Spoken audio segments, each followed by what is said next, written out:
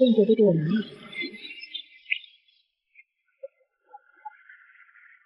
去看看人怎么样了，务必确认彻底他醒不过来了。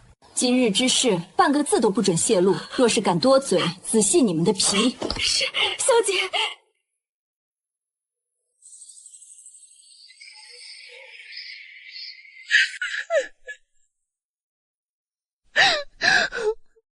我的青子，你醒醒好不好？娘亲不能没有你。我没死，我怎么重生了？我竟然重生到14岁，这场劫难还没彻底酿成的时候，我的女儿终于醒了，感觉怎么样？快喝点温水，缓一缓。我没事了，让您担心了。没事就好，没事就好。只要你没事，娘亲就什么都不求了。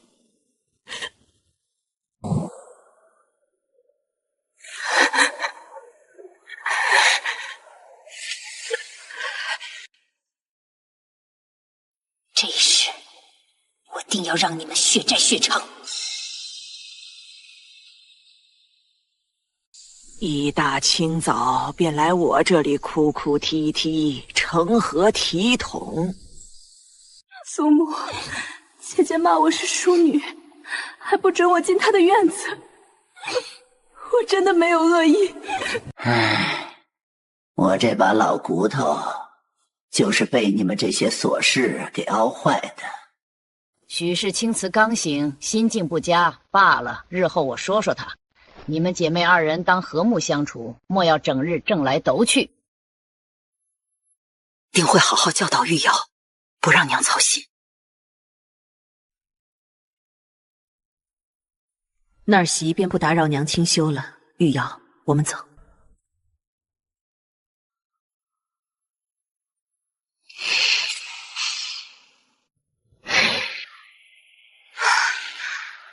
这副身子还是太虚弱了，得赶紧试探清楚，这院子里到底安插了多少眼线。劳烦各位哥哥姐姐，帮我取一杯温水过来，再去问问我娘亲的汤药熬好了没有。又不是多金贵的身子，哼，事儿真多。就是，柳姨娘可没吩咐咱们伺候这些闲差。果真如前世一般，烂到了根里。水姐，你看他们那副嚣张的样子，根本没把你放在眼里。小姐，那2个下人，分明就是柳姨娘安插在咱们院里的眼线。哪些人可用，哪些人不可用，我自然分得清楚。既然是送上门的眼线，那便物尽其用。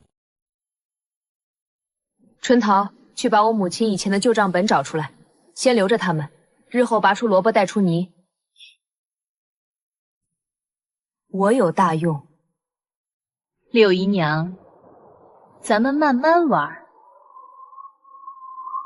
一大清早把我请到这片屋来，到底有什么要紧事？娘，姐姐私下里总抱怨您偏心我和玉瑶。她说您苛待她，连府中的用度都故意克扣她的份里。我没有，我从未说过这样的话。你若没说过，他怎会平白无故编排你？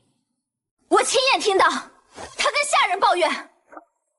他还背后嫌弃我几个兄弟平庸，直说他们是府上的累赘，根本不配享受家中的供给。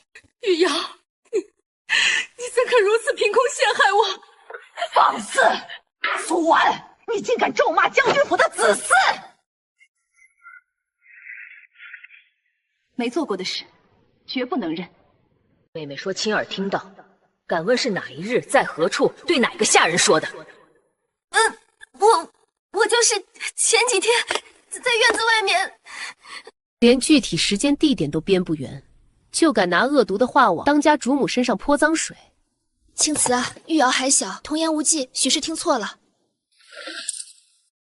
张口就污蔑，姨娘就是这么教导将军府淑女规矩的。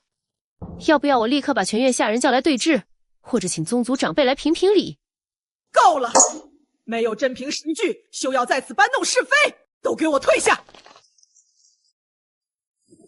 娘，既然祖母是个明事理的，咱们就无需在这听人满嘴胡言了。咱们走。沈清慈，你给我等着！这篇章刚刚开始。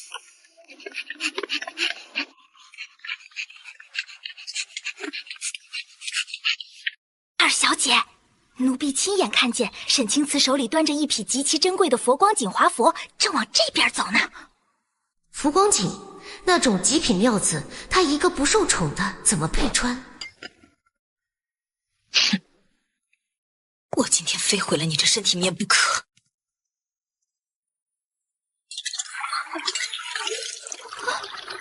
蠢货上钩了！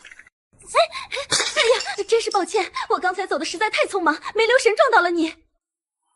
毁了姐姐这么贵重的新衣裳，姐姐千万别生妹妹的气呀！我的新衣裳，妹妹哪只眼睛看出来这是我的衣裳了？你胡说什么？这不是你的，还能是谁的？这是祖母特意开私库，准备送给长公主的生辰贺礼。你胡说，这绝不可能！祖母怎会把给长公主的重礼交给你端着？我正奉命端去给祖母过目，现在贺礼被妹妹亲手毁了。沈清慈，是你故意把托盘凑上来的，你是故意挖坑害我。妹妹这话说的好笑，难不成是我按着你的手，让你把茶水泼上去的，毁了皇家贺礼？祖母知道了，一定会打死我的。你明知道这东西重要，你为什么不夺？你就是诚心害我！你自己贪心不足，却指望我替你遮掩。沈玉瑶，你的体面到此为止了。你给我等着，等祖母怪罪下来，你也脱不了干系。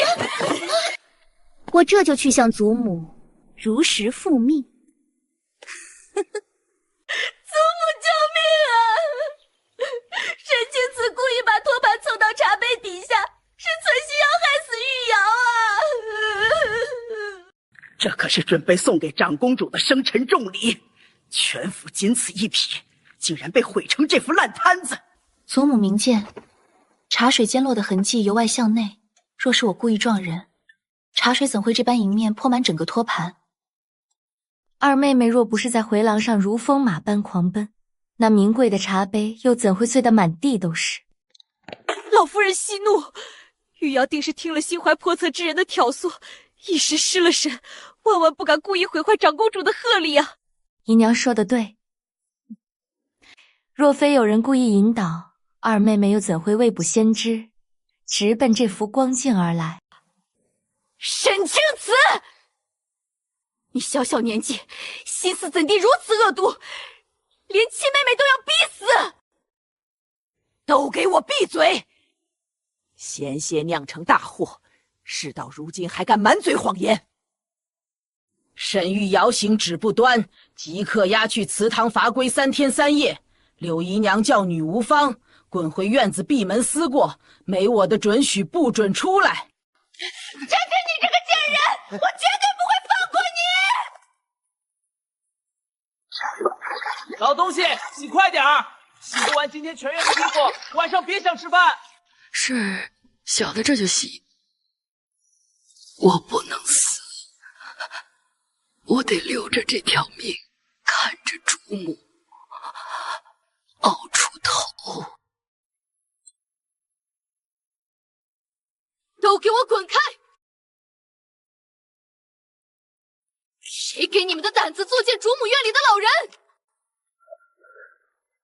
啊，大小姐，您千金之躯，怎么能来这种肮脏的地方？妈妈，您受苦了。是我以前糊涂，竟让您在这里遭了这么多罪。这里人多眼杂，不是说话的地方。妈妈，带我去您的住处。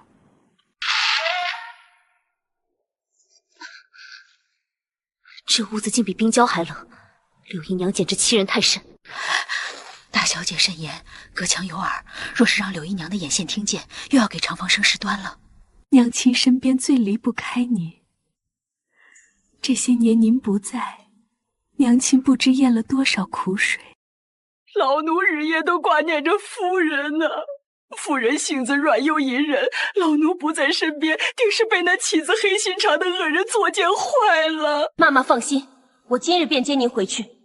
从今往后，长房由我来护，谁也别想再欺负娘亲。大小姐当真长大了。既然如此，有一件关于夫人身家底子的大事，柳姨娘这些年把夫人省吃俭用的底子全数探没去填了私账，夫人太苦了。摊进去的，我会让柳姨娘连本带利吐出来。妈妈，随我回正院。这寒冬腊月的，连取暖的炭火都不给，这日子究竟什么时候是个头？难道我们将军府的长房注定要被柳姨娘折磨致死？娘亲别怕，从今往后，女儿定会想办法赚足银钱，绝不让娘亲再挨冻受饿。只要找到前世记忆里藏在这面墙后的那个东西，一切就都有转机。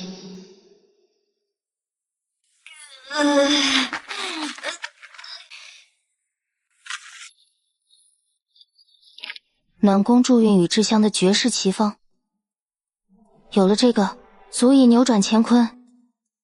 欠我们的，我会让柳姨娘母女连本带利的吐出来。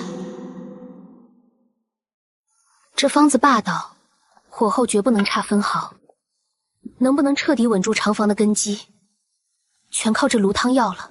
算算脚程，边关传回来的消息，今日就该入京城了。下个月初5，大军必然凯旋。将军不是还要大半年才归家吗？您怎会知道大军下个月就到？那是祖母和柳姨娘联手放出的假风声。正堂把消息封锁的死死的，就是为了瞒住长房。回来前彻底坐使馆家之位，甚至想害死母亲扶正。天哪！正堂的心思竟歹毒至此。大小姐，咱们该怎么办？长房抢占先机，断了柳氏的青云路。青瓷，厨房里在熬什么东西？味道如此古怪。这是女儿特意为您寻来的方子，趁热喝了吧。这府里的府医从未开过这样的黑药汤。青瓷，快拿走。是柳氏派人送来的毒药。娘亲死不足惜，可娘亲怕护不住青瓷啊。娘亲，女儿就是死，也绝不会端毒药给娘亲。青瓷，到底出了何事？父亲打了大胜仗，大军下个月初就会抵达京城。将军要回来了，可是正堂那边明明说柳氏故意瞒着长房，就是想在父亲归家前把长房彻底踩死。将军终于要归家了，长房有救了。药是女儿从暗阁里找到的绝世古方，专治娘亲的体寒虚症。娘亲必须在1个月内调理好身体，等父亲一归家，娘亲便能承宠。怀上并生下嫡子，柳氏就算有天大的本事，也休想再撼动长房主母的地位。好，为了青瓷，为了长房，娘亲喝。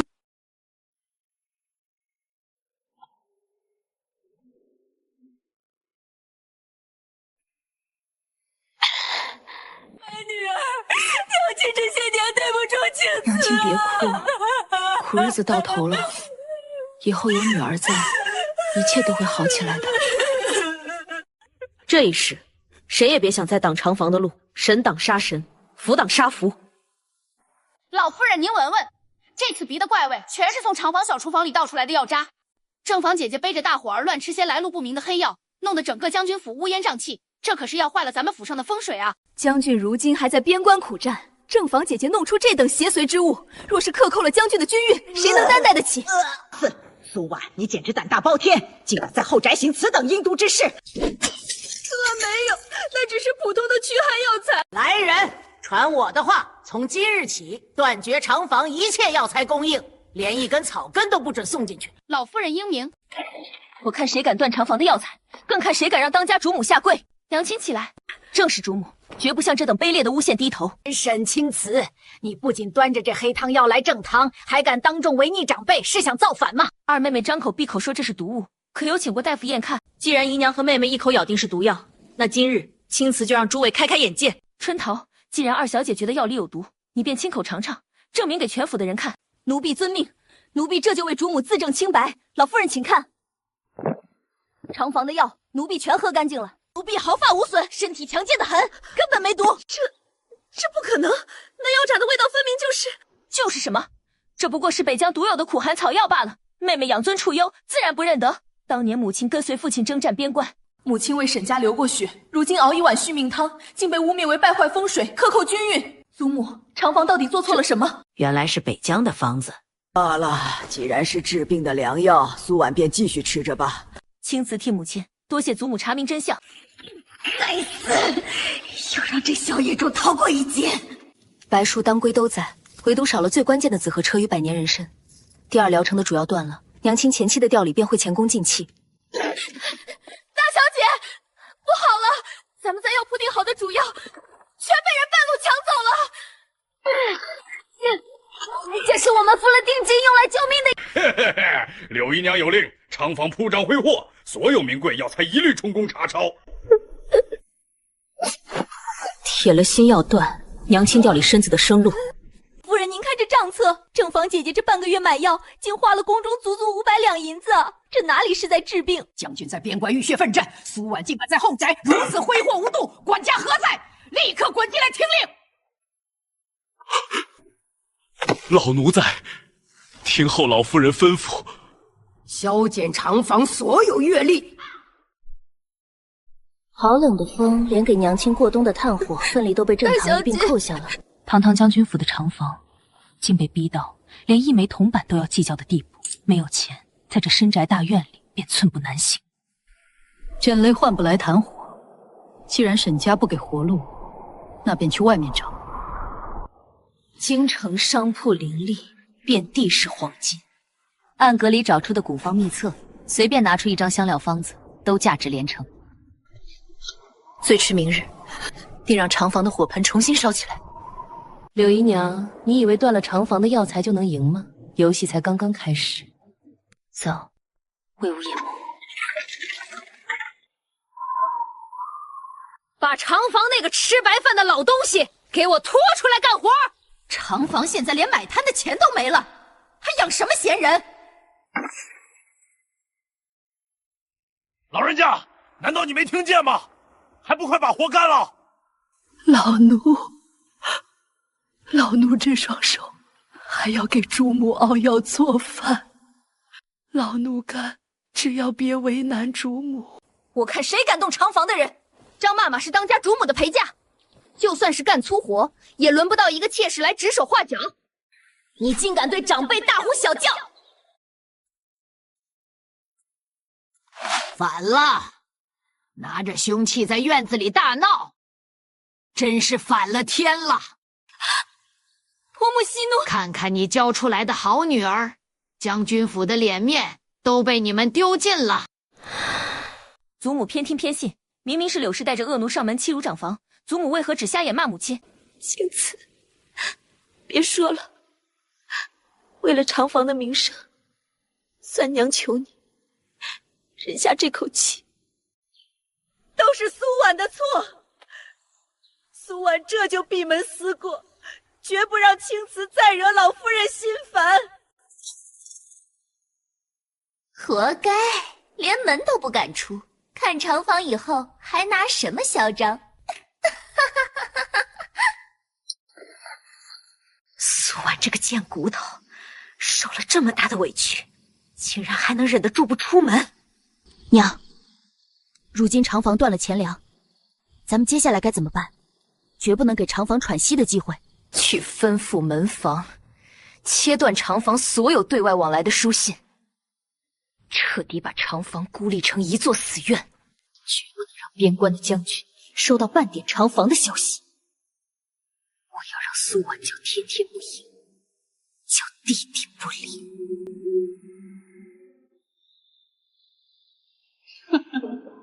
苏婉，这一回，大罗神仙也救不了长房。连累妈妈受辱，连累青瓷挨骂，都是苏婉无能啊！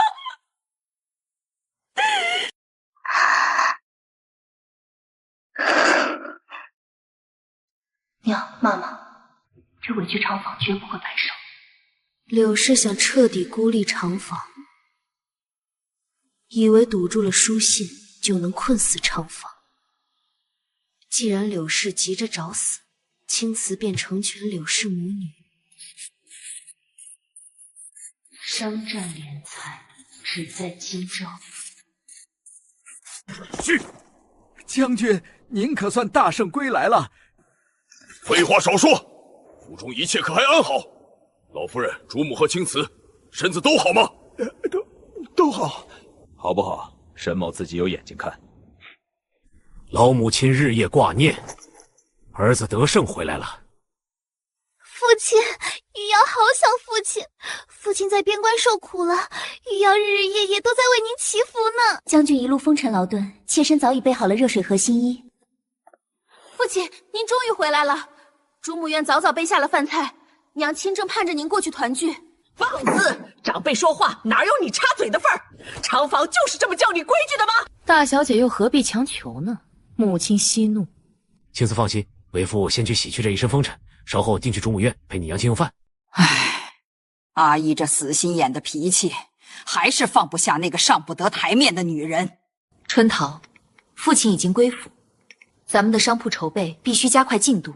今日定要把这批样品赶制出来，只有赚到数不清的真金白银，才能彻底挺直腰杆，把长房失去的尊严全买回来。小姐，您调出来的颜色比昨天还透亮呢，再多卖几罐，咱们就能把那笔债付掉啦。青瓷，听丫鬟说你在偏屋忙了一整天，到底在鼓捣些什么好东西？娘亲来的正好，您快看看，这是女儿亲手调配的胭脂，将来定能卖出高价，养活整个主母院。这色泽这香气竟比皇宫贡品还要雅致几分。早年结交的同僚夫人不少，这就写信下拜帖，请各路贵妇来府中秘密试用这绝世胭脂。只要贵妇们开了金口，咱们的商铺就能在京城彻底站稳脚跟。父亲的恩宠也护不了一时，唯有滔天的财富才是真正的底牌。恭喜老夫人，恭喜主母！夫人怀的是双胎嫡子，乃是天大的祥瑞大喜啊！双胎，真的是双胎嫡子，长房终于有盼头了。娘亲受苦了，有了这两个弟弟，这怎么可能？只要嫡子一降生，柳氏这么多年的筹谋算是……凭什么？凭什么全天下的好事都让长房占尽了？柳氏，娘亲怀有双胎，受不得半分惊吓。你们这般失魂落魄的作态，不需要偏院伺候，还不快点滚回去！气死我了！苏婉那个软弱的尖骨头也配生双胎嫡子，长房也配。10年的谋划，全成了一场空。苏婉若是生下双胎嫡子，这将军府哪还有偏院的立足之地？姨娘，边关送来了将军的加急家书。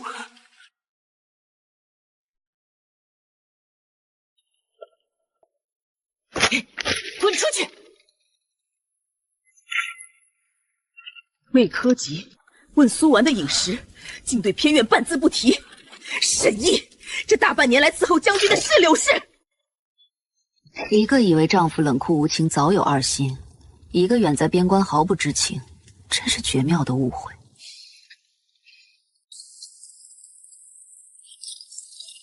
好好把你肚子里的小孽种生下来吧！将军府的主母之位，只能是我柳氏的，谁也抢不走。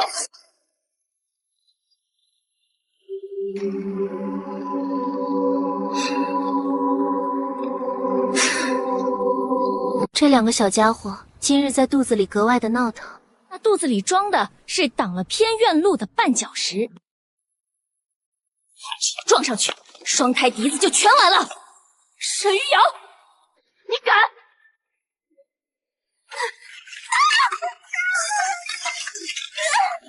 你若是敢伤主母和腹中嫡子分毫，我今日就扒了你的皮！沈清慈，你发什么疯？我只是脚滑没站稳，你凭什么对我动手？救命啊！杀人了！沈清慈，你竟敢动用私刑打我！我是嫡家长姐，鼠妹心思歹毒，冲撞主母，长姐为何打不得？给我跪下！祖母救命啊！长姐疯了！沈玉瑶端着盘子，直奔母亲的孕肚狠狠撞去。若不是孙女拦下，此刻便是一尸三命。什么？心思歹毒的孽障，连未出世的弟弟都敢谋害！来人，上家法！祖母饶命！我真的不是故意的，娘！疼死我了！娘救我呀！玉瑶，我的玉瑶啊！老夫人息怒啊！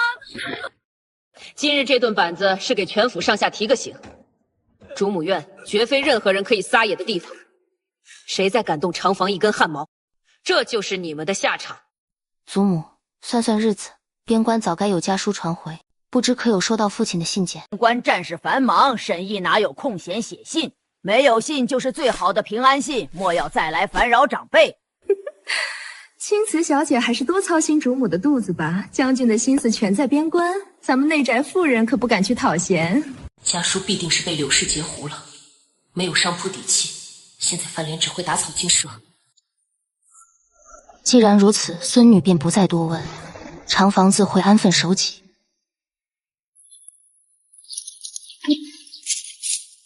春桃，正堂靠不住，咱们的商铺必须立刻开业。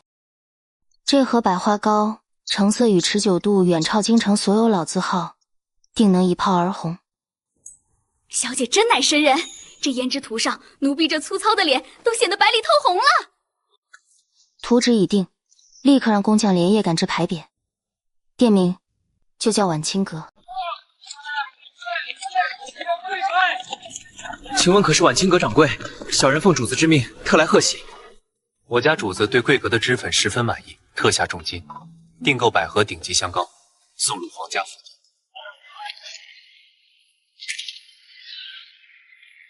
严控品质，如期将脂粉送入府上。小姐，咱们竟然接到了皇室的单子，这夏晚清阁的名号算是彻底在京城打响了。一个新开的铺子，怎会立刻引来皇室的巨额订单？定是有人在暗中推波助澜。菊元哥哥，宴席才刚刚过半，你怎么就要走？本王向来不喜外人纠缠。平日里对谁都冷冰冰的，连多看一眼都不肯。靖王殿下的心思到底放在了何处？靖王殿下近日到底在关注些什么？有什么风吹草动？我不知道，奴婢只是偶尔听前院的内侍提起。靖王殿下最近似乎对西街新开的晚清阁颇为关注，但具体做了什么，奴婢真的不知道啊。晚清阁，一家卖脂粉的破铺子，也配让景元哥哥这般关注？去给我查清楚这个晚清阁的底细！敢跟我林若蔚抢人，简直是不知死活！既然你敢开铺子，我就让你身败名裂！快看，柳氏派人送来的安胎药，全都是发霉发黑的朽木。好恶毒的心思，竟敢拿这种穿肠毒药来糊弄主母！不能血口喷人！偏院送来的明明是上好的补药，分明是主母院故意调包污蔑。是不是好药？去正堂让祖母亲自验看便知。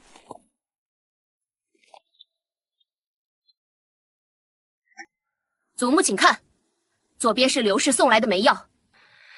大胆柳氏，竟敢拿这种毒物谋害苏婉腹中双胎嫡孙！老夫人饶命，定是才买下人办事不力，买了次品，偏院毫不知情啊！拖得倒是干脆，连安胎药都能出错，偏院根本不配掌管府中任何事宜。这刻起，剥夺柳氏插手主母院的一切权利，给我滚回偏院，禁足思过！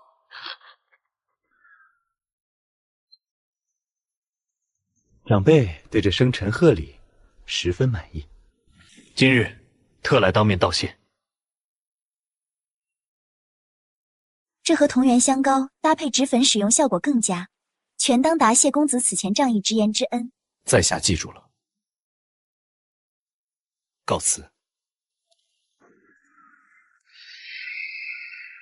静元哥哥竟然亲自来这种下贱商铺，还对一个抛头露面的商……本小姐定要撕了你这张勾引男人的狐媚脸！气死我了！凭什么长房现在处处鸦片院一头？凭什么？若是气坏了身子，岂不是让仇人看了笑话？林小姐，林小姐怎么会突然大驾光临将军府？本小姐自然是来帮玉瑶妹妹除掉共同的眼中钉。不是靠那破铺子嚣张吗？若是婉清阁的脂粉烂了京城贵妇的脸，惹怒了皇室，沈清慈必死无疑。只要能让沈清慈身败名裂，玉瑶全听林小姐的安排。但都是朋友，既然目标一致，那便一言为定。一言为定，长房的好日子彻底到头了。收了偏院的银子，这送饭的差事必须办妥。站住！食盒里装的是什么？回大小姐，这是给主母准备的安胎汤羹，凉了就湿了，要效了，奴婢急着送过去呢。天哪，全是冰镇的大寒之物，使不得啊！主母身怀双胎，本就忌讳寒凉，若是吃下这等大寒之物，定会滑胎雪崩。把这谋害主母的毒妇给我押到正堂，让祖母亲自审问。夫人饶命！都是柳姨娘给了奴婢50两银子，逼奴婢在主母的膳食里动手脚的。柳姨娘说，只要主母滑胎，将军府的管家大权就永远是偏院的。闭嘴！老夫人明鉴，偏院绝对没有指使下人谋害主母。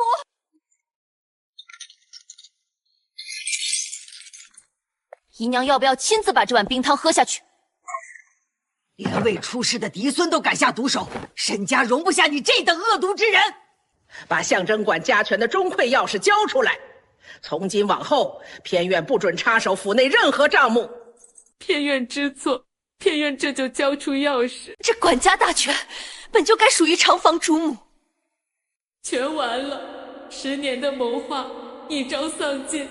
唉，把这毒妇拖回偏院，严加看管，再敢惹是生非，直接动用家法。只要把这些脂粉全砸烂，看长房还拿什么做生意？抓贼！光天化日竟敢来婉清阁后院搞破坏！别抓我，我是将军府的2小姐。长贵有令，凡是擅闯后院捣乱者，无论身份，一律乱棍打出去。救命啊！别打我！就这点耗子胆也敢来做坏事，赶紧滚回偏院躲着吧！终于把将军府的命脉掌握在长房手里了。老天开眼，有了大小姐长家，主母和未出世的小少爷再也不用担惊受怕了。黑心商铺买的都是什么烂脸毒药？既然客官只认婉清阁的胭脂掉色，掌柜今日便当众查验。掌柜说的对，这泼妇方才在街角偷偷往衣服上抹红脂，分明是受人指使来砸场子的。婉清阁行的正坐得端，绝不售卖残次品。这些都不重要了，现在这里我说了算。拿下！谁给你的胆子在将军府打杂？放肆！放开！大爷可是柳姨娘的人，请饶恕我，我真的不敢再犯了。放肆！不过是下人犯错，竟然直接发卖，你行事未免太过张扬狠辣。回祖母，治家若不立威，恶奴便会骑到主子头上。方才那奴才不仅打砸财物，还敢欺压同伴。神家祖训明文规定，恶奴欺主、毁坏公物者，重则发卖，孙女依法惩治，何错之有？这些银子赏给今日护院有功、本分做事之人。多谢大小姐恩典，无论是上房主母与大小姐。谁若敢吃里扒外，方才发卖的刁奴，便是下场。从今往后，将军府只有一个规矩，那就是本小姐的规矩。在这里，唯有规矩与忠诚方能长久。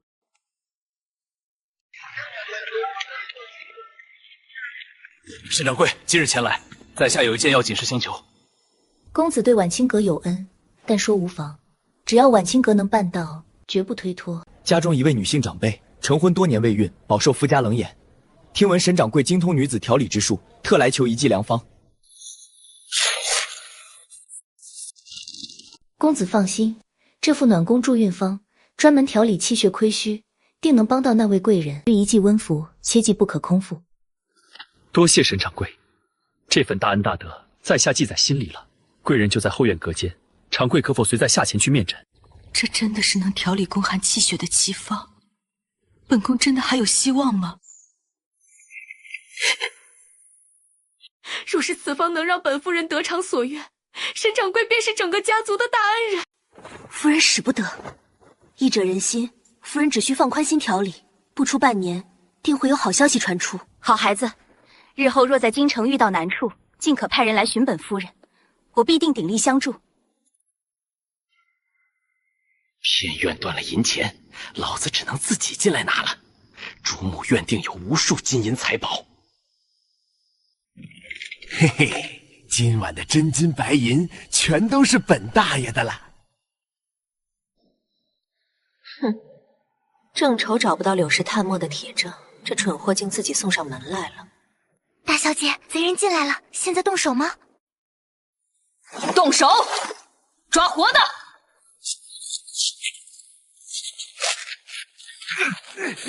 大胆毛贼，竟敢夜闯将军府主母院！各位好汉饶命啊！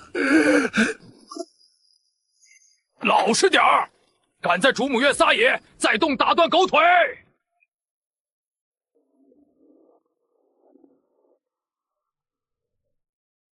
柳大深夜手持凶器潜入主母院，可是受人指使，想谋财害命。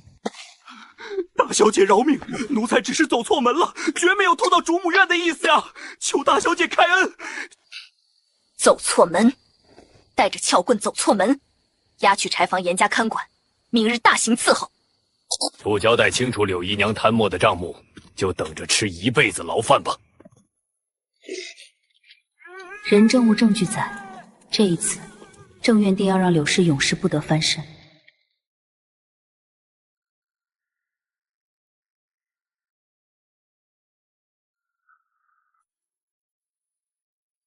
你们的死期到了！醒醒，别装了，快回话！求你放过我吧，我全说。交出偏院私吞宫中的账本，本小姐留你一条全尸。我全招了，账本就藏在偏院床底下的暗格里，大小姐饶命！铁证已在手，立刻押送正厅。是你？你怎么会落到这般田地？你看这账本，偏院联手外贼，谭墨宫中整整5万两白银。反了，简直是胆大包天！柳氏，你竟敢私底下挖将军府的墙角！都是哥哥在外头自作主张，偏院毫不知情啊！明明是你指使我将银子转移到外头的钱庄，休想让老子一个人背黑锅！这等窃贼，理应立刻送去官府法办，让京兆尹定夺罪名。送官法办，将军府的颜面何在？家丑不可外扬，此事就在府内悄悄处置，绝不可惊动官府。万两白银，祖母难道还要强行包庇偏院不成？老身还没死，将军府轮不到一个小辈来叫老身做事。既然如此，便先断了偏院的命脉。不送官可以，偏院必须吐出所有檀墨银两，彻底查抄所有私库，填补亏空。连夜扔出京城，死生不论。妹妹救命！好歹是异母同胞啊！我老身准许，终身不得踏出半步。老夫人，偏院知错了。正院的东西，本小姐会一文不少的全部收回来。大小姐，老夫人分明是有意偏袒，就这么放过柳氏，实在太便宜恶人了。主母越是包庇，偏院摔得就会越惨，钝刀子割肉才最痛。这账本里牵扯的京城暗桩，才是真正的大鱼。偏院不过是个探路使。既然要顾及颜面，本小姐就亲手把将军府的虚伪颜面撕下来。这后宅的血债，我定会一笔一笔慢慢清算。掌柜不好了，全城的鲜花烧行都毁约了，没有花瓣，明日的脂粉就断货了，晚清阁的招牌就砸了。既然城内的商行受人胁迫，本小姐就亲自去城外的总商会走一遭。本小姐倒要看看，是谁在背后兴风作浪。本小姐出双倍价钱，买断京城方圆百里所有的花材，一朵都不准卖给晚清阁。哼，林小姐才大气粗，小人自然为林加码首饰毡。做生意讲究先来后到，这位小姐难道想仗势欺人吗？一个落魄将军府的商女，也敢在本小姐面前叫嚣？商女又如何？晚清阁签了契约，今日这花材，本小姐要定。契约算什么东西？本小姐有的是金山银山，砸也能把晚清阁砸死。林家银子再多，大得过象征最高权力的御赐信物吗？哎呦，这可是长公主府的御赐金牌，小人有眼无珠。那位身份显赫的贵人点名，要晚清阁的香膏，耽误了上面的差事，商会担待得起吗？沈掌柜息怒，花材全部按时送达，绝不敢违背契约。沈青瓷拿着鸡毛当令箭，竟敢拿长公主来压林家，贱人！本小姐绝对不会放过晚清阁。林小姐息怒，晚清阁的配方一直锁在偏屋，我有办法弄到手。弄到配方有什么用？本小姐要的是晚清阁身败名裂，把这瓶西域奇毒混进晚清阁的原料里，涂在脸上立刻溃烂生疮。太好了，只要是秦城了，正院就彻底玩了。玉瑶全听林小姐的。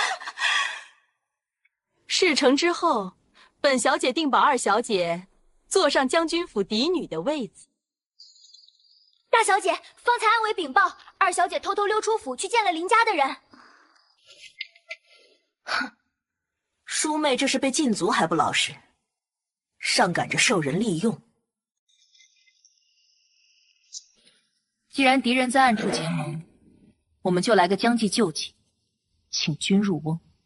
奴婢明白，定让那些坏人有来无回。想毁了晚清阁，本小姐定会让他们自食其果。只要把毒药倒进去，晚清阁的招牌就彻底砸烂了，让全京城的贵妇统统毁容。谋害人命，你好歹毒的心肠！来人，拿下！放开！是林若薇指使我的。押入地牢严加看管，没有我的命令，谁也不准探视。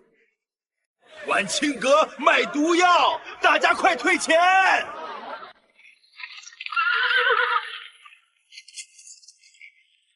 奉靖王之命，肃清流言。晚清阁乃皇家特工，造谣者按大不敬罪论处。快到官家了，快跑啊！那些小把戏也不过如此。我们一定会赶制出最坚韧的寒衣。大小姐，柳氏的新妇正准备翻墙，避开所有人，务必将信送到林府，这是最后的希望了。我会小心的，请主子放心。老实点儿，大小姐早防着这一手了，还想通风报信？最后一条生路也断了。外贼柳氏，你还有什么花招？等父亲凯旋，便是毒榴莲跟拔起之日，一根金条都不准漏下。老夫人，快看！这箱底藏着的全是将军从边关寄回来的加急信件。将军在信中说，特意寻了百年老参给母亲吊命，又寻了安胎，要给苏婉。他一直被柳氏藏在床底，根本没送到正堂来啊！毒妇，柳氏竟敢截断将军的孝心，可待了苏安母女这么多年，北郊老身要亲自去主母院。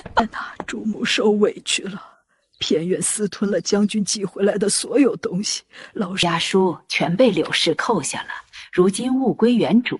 将军心里一直惦记着即将出世，收下这份迟来的公道。外敌未侵，将军府还需一致对外。母亲切莫伤心坏了胎气，安心待产。一苍蝇都不准飞进来。内院外墙设下3道防线，12个时辰轮班死守。招牌，任何人敢靠近主母院半步，格杀勿论。属下自死守为主母院，人在阵地在。王爷查获密报，林家已经重金买通了城里接生的稳婆。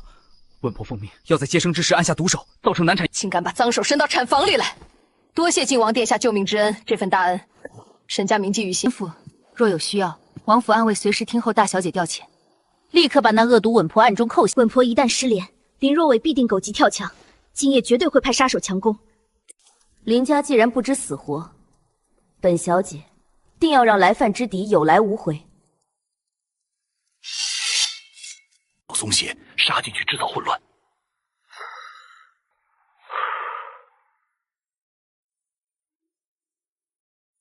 啊！不好，是陷阱！等候多时了，全数拿下！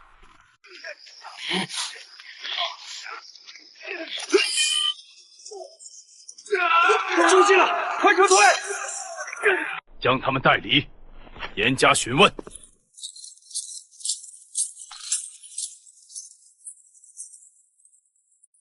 外围隐患已彻底化解。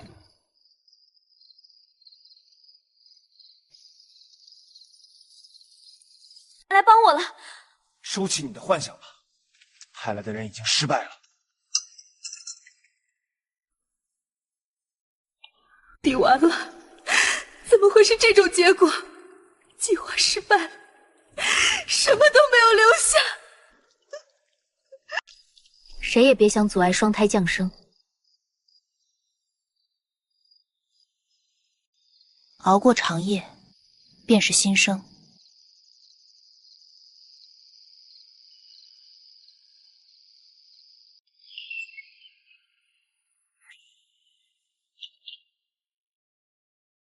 将军府便能真正重获新生。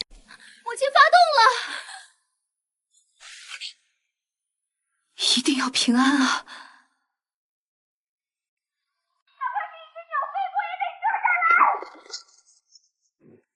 恭贺正院母子平安，是2位健康强壮的小公子。好，母亲平安便是天大的喜事，立刻去账房支取100两白银，重重有赏。呀，快点儿，再快点儿！夫人受苦了，沈某回来了。这些年，可是有人怠慢了正院。父亲既然问起，便请移步正听。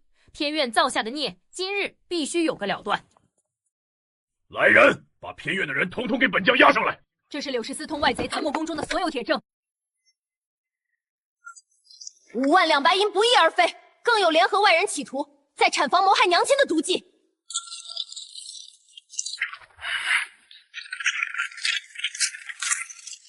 不耻之徒！我绝不容这等心思歹毒的妇人在这个家中。跪下，如实交代你的罪行。将军明鉴，全都是下人自作主张，姐姐真的毫不知情啊！爹爹救命！死到临头还敢满口谎言！谭墨宫中联合外人残害正院，哪一条不是死罪？将偏院母女立刻剥夺身份，连夜发配北疆苦寒之地。没有本将的命令，永世不得踏入京城半步。发配北疆，10年的算计，全成了一场空。请随我来，出城时间到了。不，我是千金小姐，我不想离开这里。哼，正院受过的屈辱，今日全数奉还。恶人已除，父亲切莫气坏了身子。女儿还有大礼相赠。父亲戍守边关，劳苦功高，这特制的内臣轻便坚韧，定能替父亲抵御北疆的风。好，只要有女儿在，定会替父亲守好将军府的大门，绝不让外贼踏入半步。为父先去陪陪夫人，看看新生下的双胎。阴谋诡计终究敌不过绝对的实力与铁证。母亲平安，弟弟降生，父亲凯旋，正院的一切都好起来了。接下来，便要让晚清阁的招牌挂满整个京城。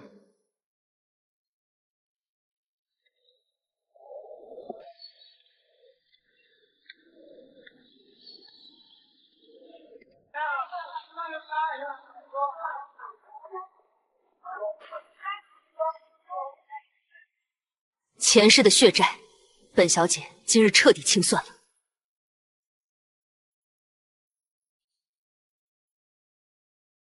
这几家施琅府邸的香料采购量，实在违背常理。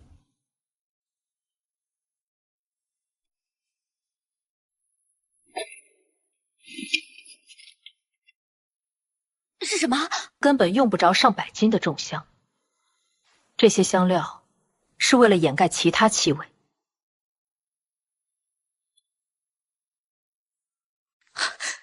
这是商队走私的黑化暗号，晚清阁怎么会卷进这种事？关边关10万将士的生死，这份情报必须立刻交到能做主的人手里。满朝文武，唯有掌管京城防卫的靖王，才有这等破局的魄力。北疆细作的兵器运输路限制金查不到，满城暗卫都是干什么吃的？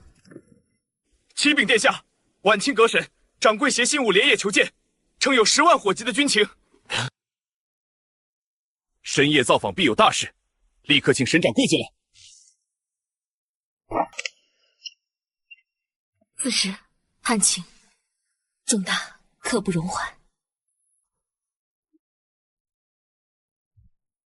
晚清阁查到了，为追查半月，毫无头绪。沈掌柜竟然从后宅香粉中抽丝剥虫。贵妇圈的迎来送往，看似全是胭脂水粉，实则是最隐蔽的资金与情报流转网。既然路线明确，本王当立刻收网。但这批兵器藏在何处交接，依然是个谜。分头掩护，瞒天过海。原来那帮人打的是这个算盘。不言谷两侧设下伏兵，定能将这批国贼一网打尽。单截获兵器不过是拔草，必须顺藤摸瓜，端掉京城的黑心钱庄，方能除根。此等狠辣长远的战略眼光，竟出自一位江门千金之手。晚清阁断其资金链，王府封锁城门。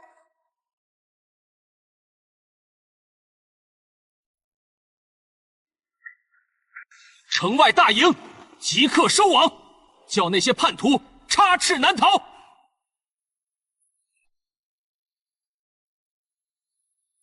提供官面上的绝对庇护，阁下意下如何？等的盟友，靖王府正需要这样的一把无形利刃。晚清阁的商道，王府全权护航。京城的暗网仅在晚清阁掌控之中。靠钱庄，违抗者就地正法。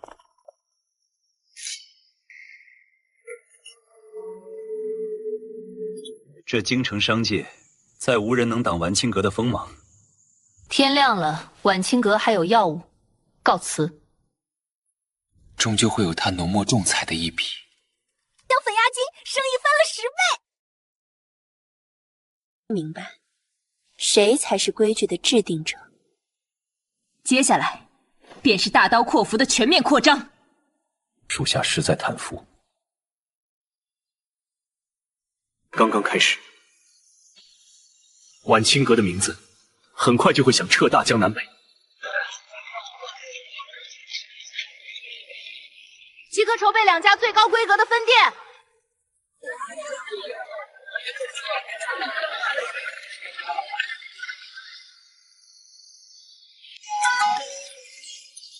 今日开张，所有绝版香膏敞开供应。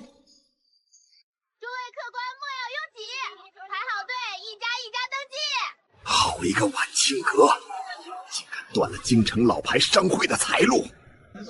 钱老板莫慌，不过是个毫无背景的商女，今日便让这新店关门大吉。全仰仗吴大人出面，事成之后，老商会定有重谢。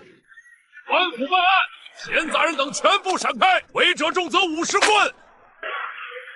顺天府街道查证，晚清阁使用剧毒原料制作香粉，谋财害命。即刻查封店铺，所有货物全部抄煤充公。吴大人好大的官威，不查实物，不验账册，仅凭一张嘴便要查风民女的产业，放肆！敢阻拦者，以抗法论处。既然吴大人不讲王法，那便看看将军府的刀刃答不答应。保护大小姐，保护晚清阁！反了，反了！将军府纵容商女公然暴力抗法，本官定要上报朝廷。这沈家大小姐是个疯子不成？竟然敢在天子脚下动用私兵！吴大人滥用职权，收受老牌商会贿赂的账目，已经送达御史台。一派胡言，诬陷朝廷命官！皇家禁军，晋王殿下驾到，贤人退避。高见父王殿下，千岁千岁千岁！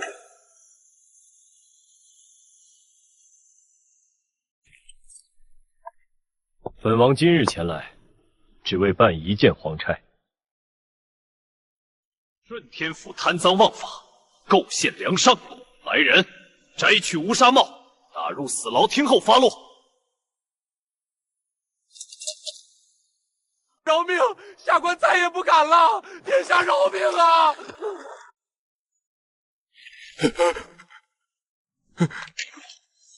晚清阁背后的靠山，竟然是沈家嫡女捐献，均须有功。特司御笔亲题牌匾，以彰其德。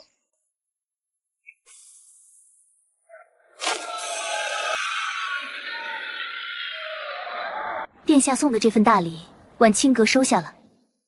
这份护航之恩，无以为报。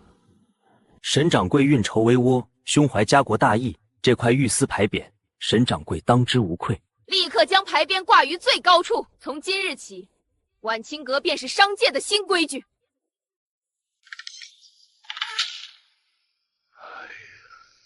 这京城的商界彻底易主了。殿下请移步顶楼品茶。哈哈，正有此意。沈掌柜的茶语谋略，本王可是期待已久。这杯茶，全当谢礼。茶是好茶，人更是本王见过最锐利的刀锋。殿下有此等气魄，我定不会让王府失望。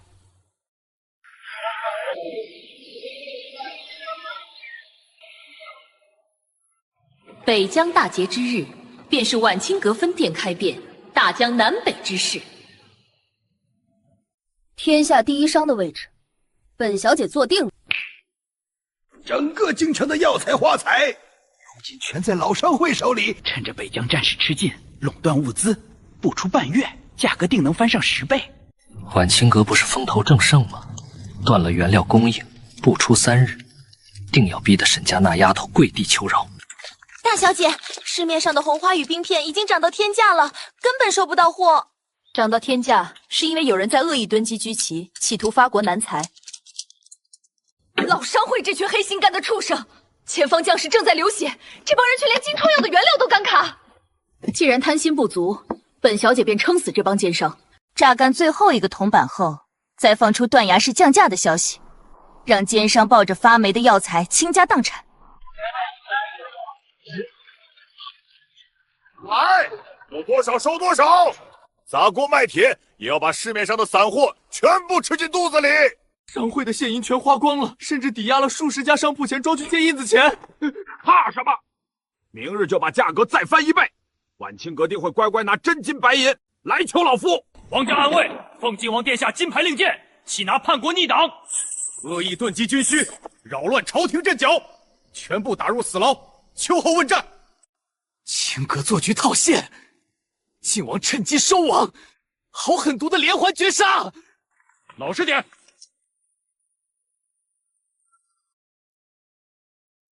商场上釜底抽薪，官面上雷霆斩首，这场配合堪称完美。晚清阁收复了商界失地，王府清交了通敌的赌虫，各取所需罢了。若没有王府的暗卫雷霆出击封锁退路，这群奸商早就带着银票逃之夭夭了。从今日起，北疆30万大军的药材供应皆由晚清阁独家承办，绝无人敢再阻拦办不。清阁出产的药材必定保质保量，绝不让前线将是流血又流泪。让沈大掌柜治理，替北疆将士，多谢你筹得粮草。殿下客气了，能为疆士尽一份力，是沈某的荣幸。就换一出，但这商界与朝堂的深水区，必定还有更凶猛的暗流。只要王府的刀锋未顿，晚清阁便可乘风破浪。大小姐，此次做空老商会，晚清阁净赚整整100万两白银。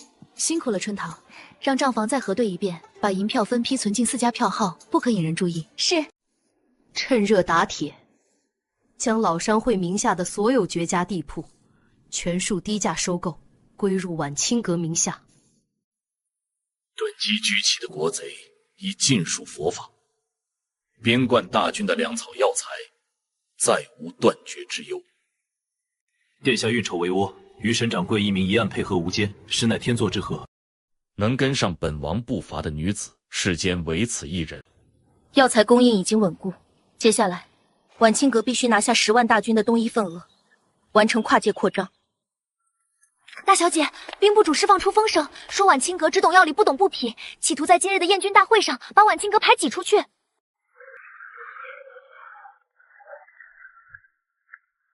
草民城上的防寒冬衣造价低廉，不错，用料扎实。这首批10万件冬衣的份额理应归入老字号布庄名下。慢着，拿一堆破烂来糊弄前线将士，也敢大言不惭的索要军需份？让满堂的大人们看看，这棉衣里到底藏着什么腌脏东西。这是意外，是下边的绣娘装错了填充物。北疆滴水成冰，将士们穿上这等塞满发霉柳絮的破衣，连握刀的手都会被冻僵，此乃谋害国之柱石。休要胡言乱语！这批冬衣固然有瑕疵，但这全京城谁能拿出造价更低廉的御寒之物？哼！晚清阁城上的是草原驼绒缝制的战甲，这等上好驼绒，造价必定极高，兵部军费吃紧，根本无力承担。睁大眼睛看清楚，我已经打通了直接采购渠道，去除了所有不必要的克扣。啊，这不可能！晚清阁怎么可能做到这等程度？国难当头，晚清阁宁可分文不赚，也绝不发国难财。好一个宁可分文不赚，这份胆识与格局，世间唯此一人。晚清阁东夷上城，且心系大义，此次北疆军府由晚清阁全权承办。至于以次充好、收受贿赂的赌虫，全部剥去官服，打入死牢严惩不贷。殿下饶命啊！草民知错了。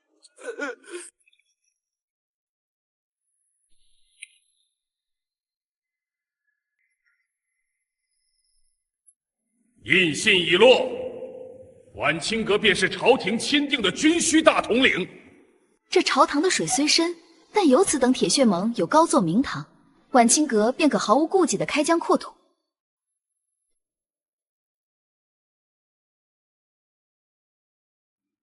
今日兵部大堂一战，沈掌柜舌战群商，风采无人能及。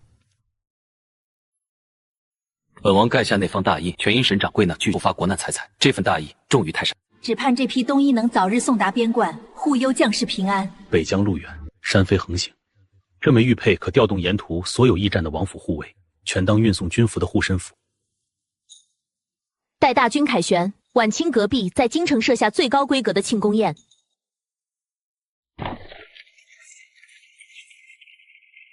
布匹行当的缺口已开，晚清阁的商业版图将随着这支车队彻底贯通南北。待天下太平，本王定要用10里红妆迎娶这位绝世无双的大掌柜。即刻筹备部装分店事宜，绝不给老商会任何喘息之机。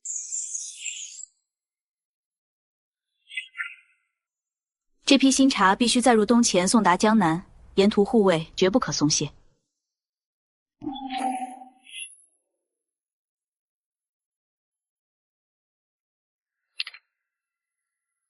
有刺客，散开！取身家掌柜首级！想得美！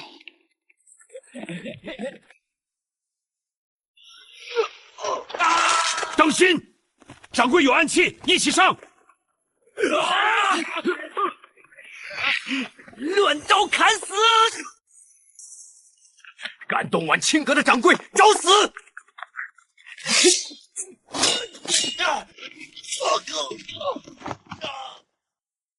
沈掌柜退后，这里交由王府暗卫处置。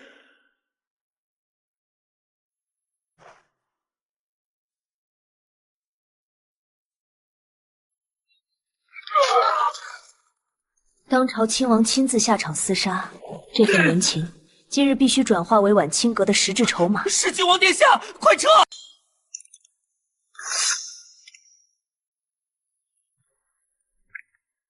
沈掌柜，可曾伤到分毫？殿下出手相助，晚清阁安然无恙。京城暗流汹涌，只要沈长贵开口，王府精锐随时驻扎在此，绝不让歹人靠近半步。保护晚清阁周全，晚清阁便斗胆向王府讨要一个真正的护身符。但说无妨，王府上下有求必应。借用王府设在各地的800里加急驿站，作为商队的专属补给网。军用驿站乃是朝廷命脉，沈掌柜这胃口未免太大了一些啊！护盘自然要护得彻底，商队安全，王府的分红自会翻倍。这笔买卖，敬王府稳赚不赔。哈哈哈哈哈！天下敢这般算计亲王之人，唯有晚清阁掌。这块令牌拿去，全国72处军用驿站，今后对晚清阁商队全部畅通无阻。王府的诚意，晚清阁收下了，必不负所托。商场有掌柜持证，至于幕后派刺客的黑手，王府自会斩草除根。传令管事，立刻整合车队，借助驿站通道，今夜子时兵发江南。靖王殿下连皇家绝密驿站都交出来了，分明是对大小姐情根深种啊！情意最是缥缈。殿下交出这枚令牌，不仅是庇护，更是将王府的后勤底牌悉数压在晚清阁身上。晚清阁绝不能只做受人庇护的浇花。大小姐说的对，晚清阁定要成为天下最强硬的后盾，唯有将商道铺满大处，成为天下最坚不可摧的钱袋子与情报网，方能接得住这份偏爱，与亲王平起平坐。大掌柜，通往江南的7支商队已经集结完毕，随时可以出发。持此令牌，即刻启程。沈地定当踏平江南水路。商道铺满天下之日，便是晚清阁与王府并肩立于云端之时。江南水深，本小姐倒要看看，谁能揽得住晚清阁的船。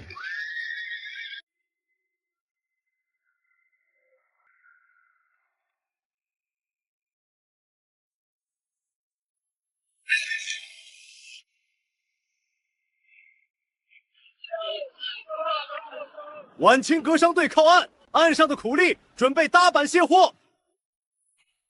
江南商会有令，外地商船一律不得停靠金陵主码头，从哪儿来滚回哪儿去。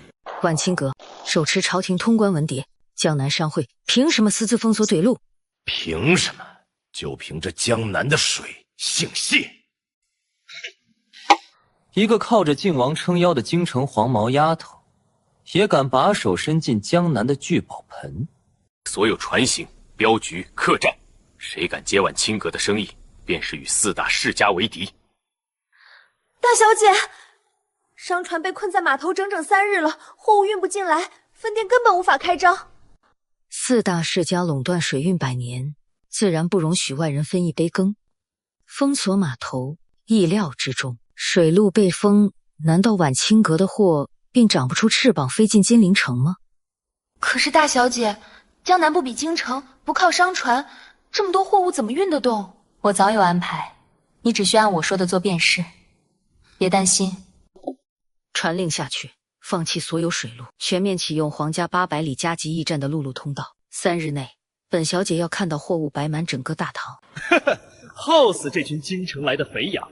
看晚清阁的掌柜还能硬气到几时？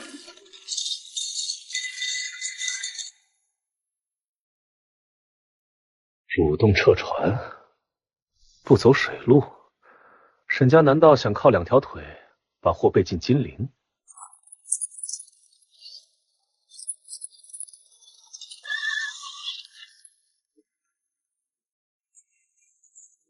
皇家驿站专送，晚清阁第一批新品香膏，安全送达。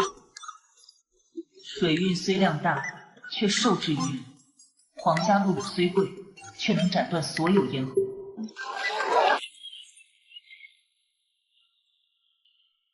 物流的规矩已经打破，接下来该轮到抽干4大世家的钱袋子了。自今日起，晚清阁发行通兑汇票，认票不认人，南北商铺皆可兑现。汇票者，购箱一律8折，免去长途押运标费之苦。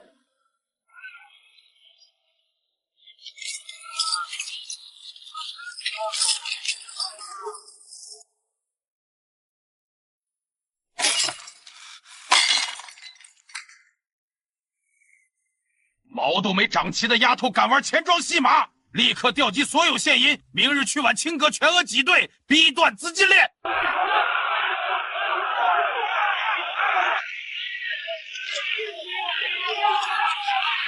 晚清阁根本拿不出这么多现银，全是空头支票，快退钱！这群无赖分明是4大世家派来砸场子的，跟这帮地痞拼了！京城做空赚来的100万两白银，正愁没地方放，开库房。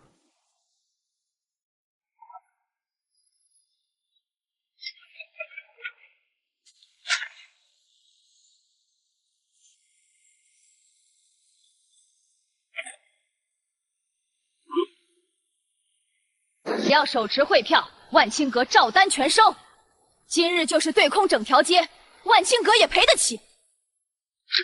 这怎么可能？全是真的官银！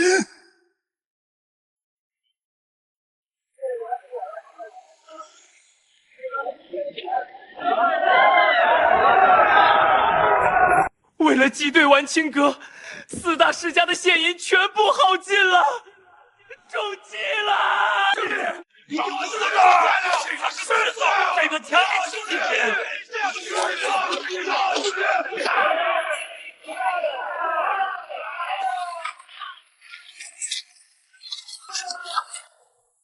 沈大掌柜开恩，求晚清阁赏一口饭吃。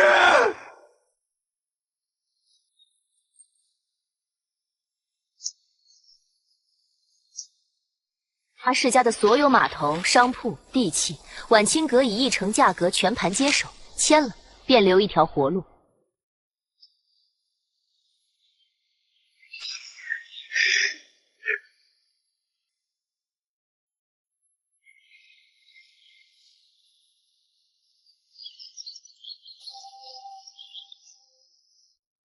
江南水系已通，晚清阁的龙骨今日正式铸成。这篇《江南商局论》写得太绝了，竟将晚清阁做空4大世家的手段拆解得分，毫不差。市面上突然出现了一位高人，把晚清阁的商战底牌扒了个底朝天。此人不仅看破了商战，甚至还预判了晚清阁下一步的粮草布局。底牌被人看穿，大小姐为何还要夸赞？若此人被老商会拉拢，谋略用的却是联络绑绣，才都不屑用的最劣质竹轩。写文之人必定穷困潦倒。备车去城南贫民乡，本小姐要亲自挖出这位大才。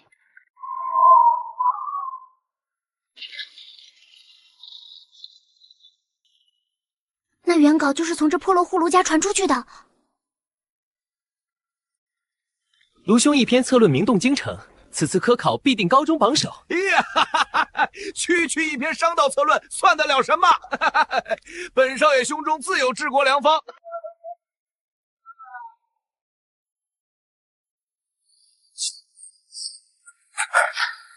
粮草若断，商局必崩。这破局之法，当分3路。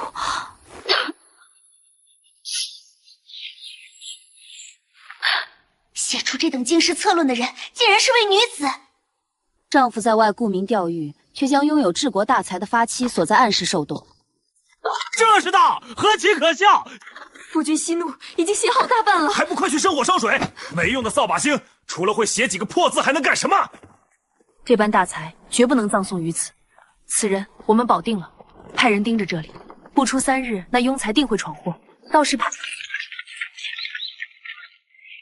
定是本少爷的文章惊动了京城商家，特地来送润笔费了。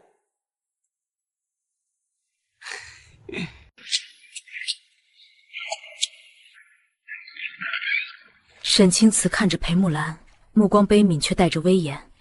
他低声说道：“先把手擦干。”能写出江南商局论的通透之人，竟甘愿在这冰水里搓洗脏衣。掌柜认错人了，那是夫君写的策论。休要胡言乱语，那文章分明是本少爷熬夜写就。既然是阁下所写，那便请解释一番，何谓为漕运折算、分仓之法？说啊，是书本上的道理。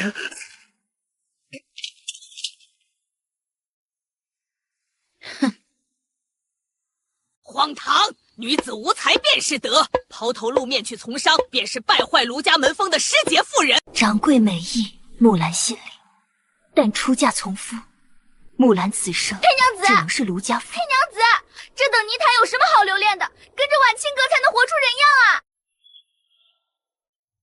装睡的人叫不醒，心里的枷锁，旁人砸不碎。才华若是用来做男人的垫脚石，便是对着申傲骨最大的作践。婉清阁告辞。大小姐，难道就这样放弃了？那草包一家迟早会把裴娘子折磨死的。去个大地下赌场，给那位卢少爷喂点甜头。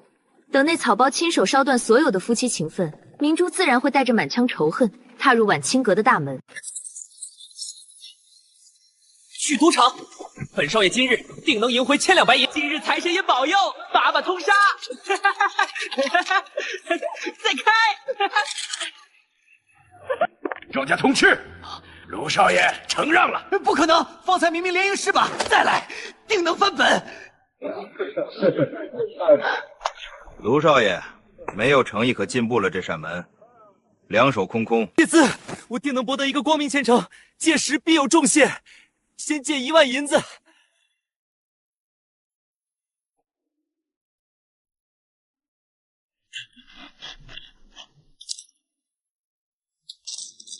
全都归庄家了，看来今天你的好运到此为止。但宽限片刻，定能凑出酬劳。欠债还钱，若无银钱，今日便要收走你的抵押。听闻卢少奶奶才貌双全，城东的李尚书可是缠线已久，这手不如用人来抵。签了这契约，此事便一笔勾销，你的欠债也当场清空。签！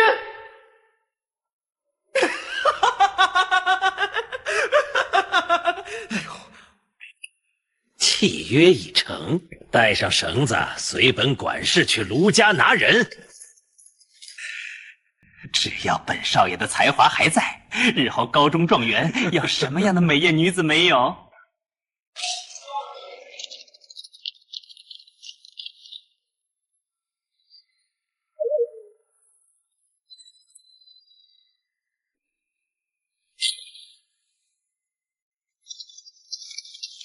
财富全都是本少爷的。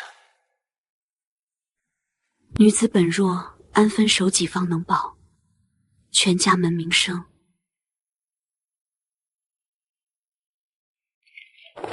久等了，我们从远地赶来。能如约而至，已经难得。里面请吧。好。有强盗，快报官救人！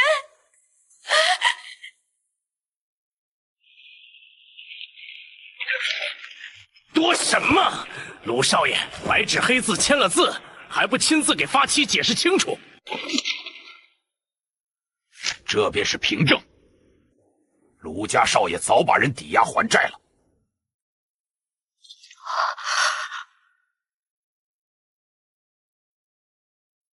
这契约可是当真？这已是定局。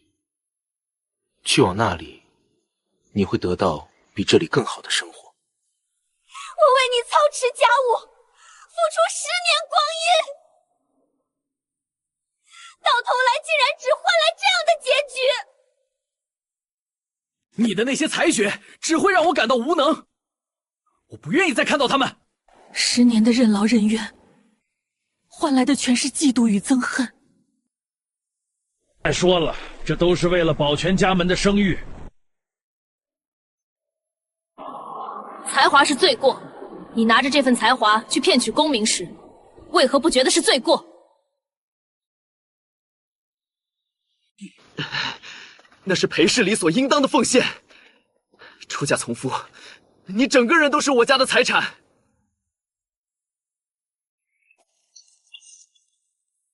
这上面的印记是真实的，这笔账得用你去抵偿。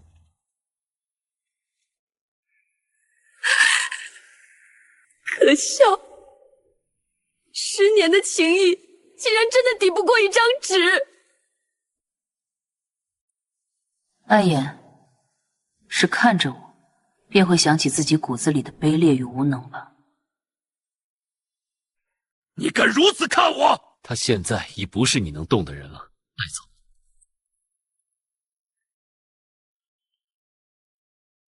这恩义今日死绝，这10年全当为了恶狗！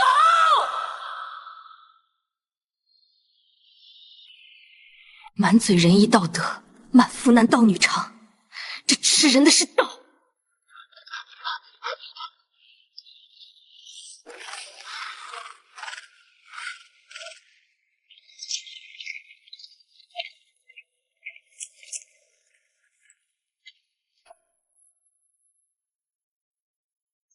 启禀大掌柜啊！做局收网完毕，万两欠条语，契约皆在此处。你地下赌场正是晚清阁的凯业，连营是把全市算计好的圈套。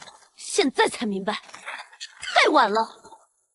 间接归湾清阁所有，立刻还钱。大掌柜，求求您，我知道错了，求您再给我一次机会。大掌柜开恩，砸锅卖铁也凑不出这万两白银啊！求大掌柜宽限。所以，这一切从一开始就是为了这。步步为营，请君入瓮，好可怕的连环杀招，连针边人的贪婪与无耻都被算计得分毫不差。这就是我曾经仰慕的良人，在权势面前，只要手握重金与权柄，那虚伪的傲骨便只能匍匐在地，摇尾乞怜。过去10年的委屈，在此刻灰飞烟灭。晚清阁看中的谋士，绝不容许任何人当做筹码随意践踏。这吃人的世道，唯有权才能砸碎枷锁。可愿随晚清阁走，将这天下全是尽属握于掌心。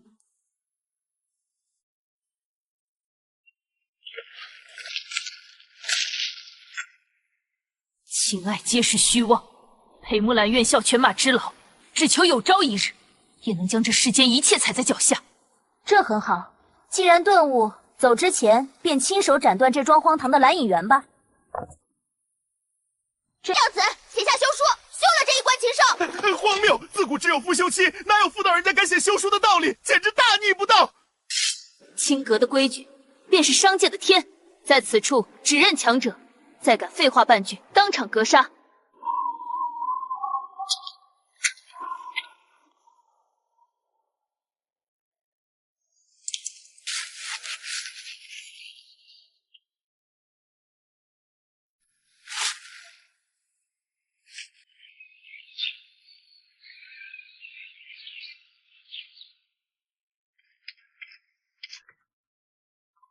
大小姐，江南一战，晚清阁净赚白银300万两，整整300万两啊！筹点小钱便乐成这样，日后晚清阁开遍天下，还不得把算盘都敲碎了？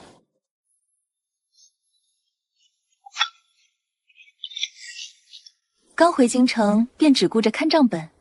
快尝尝，这是小厨房刚做好的桂花糖蒸苏罗。多谢母亲，外头的山珍海味全比不上母亲院里的一口点心。这趟下江南，青儿受苦了，瞧着都清瘦了些。夫人不知道，大小姐在江南威风八面，把那些坏人打得落花流水。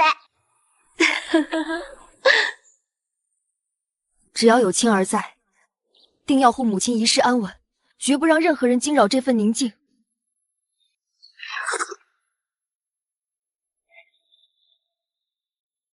啊，方才还出着大太阳，怎么突然起风了？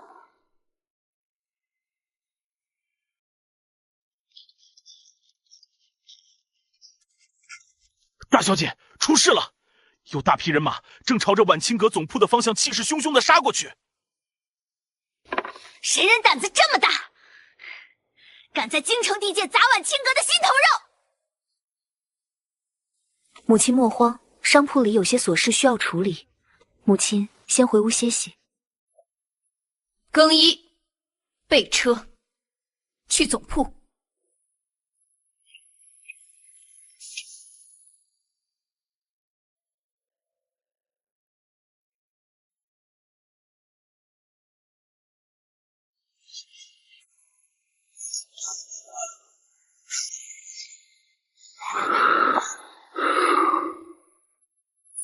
王爷，东宫一动，太子调拨了200府兵，正护送沈家那位柳姨娘直奔晚清阁总铺而去。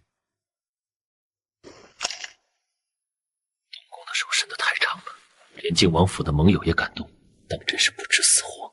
王爷下令，属下立刻率领黑甲卫，将那群东宫走狗尽数斩杀于长街。大掌柜乃是翱翔9天的雄鹰，绝非需要处处庇护的雀鸟。这等家贼，经黑甲卫按中封锁晚清阁所在的街区，东宫胆敢动用兵全强压，靖王府便躲了太子的爪牙。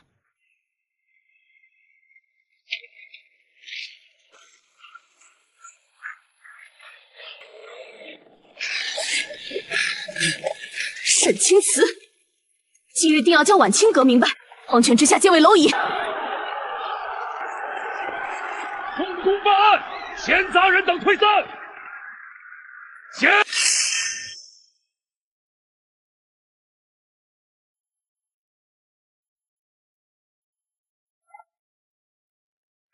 太子密令在此，晚清阁涉嫌囤积居奇，立刻查封账房。沈清慈身为出阁的女子，无权掌管100万家资。今日长辈便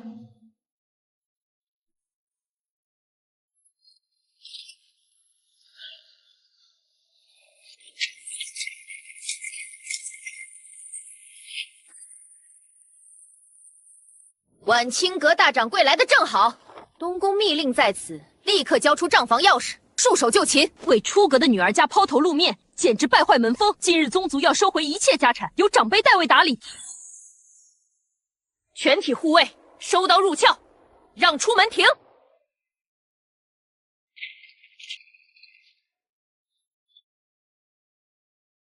这块肥肉，且看东宫吞不吞得下。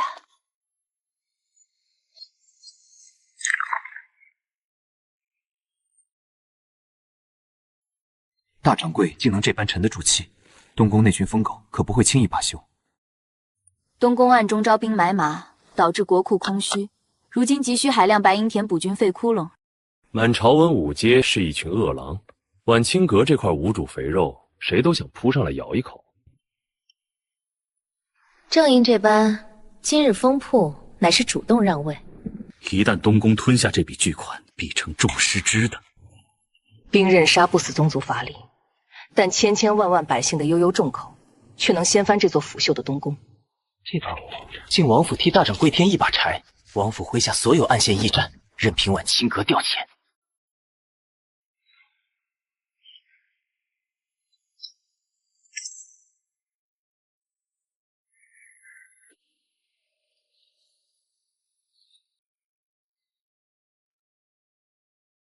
放开！今日定要将晚清阁的千万财富全数收归柳氏名下。娘亲，快看，这满屋子的白银，数都数不清。沈清慈在江南拼死拼活，最终还不是落入柳氏囊中，痛快！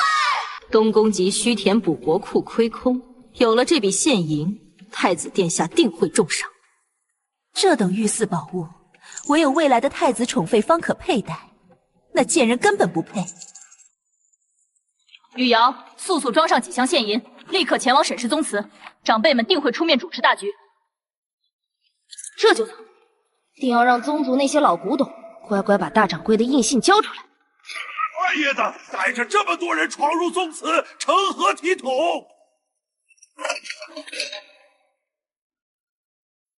特来孝敬诸位。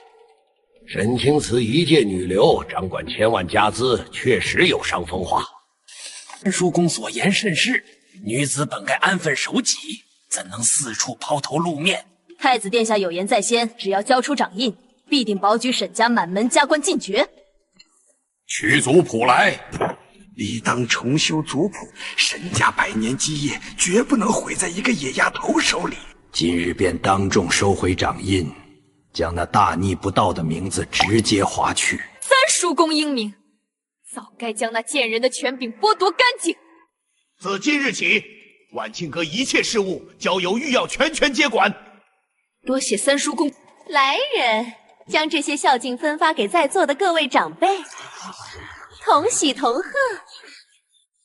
这便却知不公了。日后沈家还要仰仗太子殿下的庇护，嘿嘿。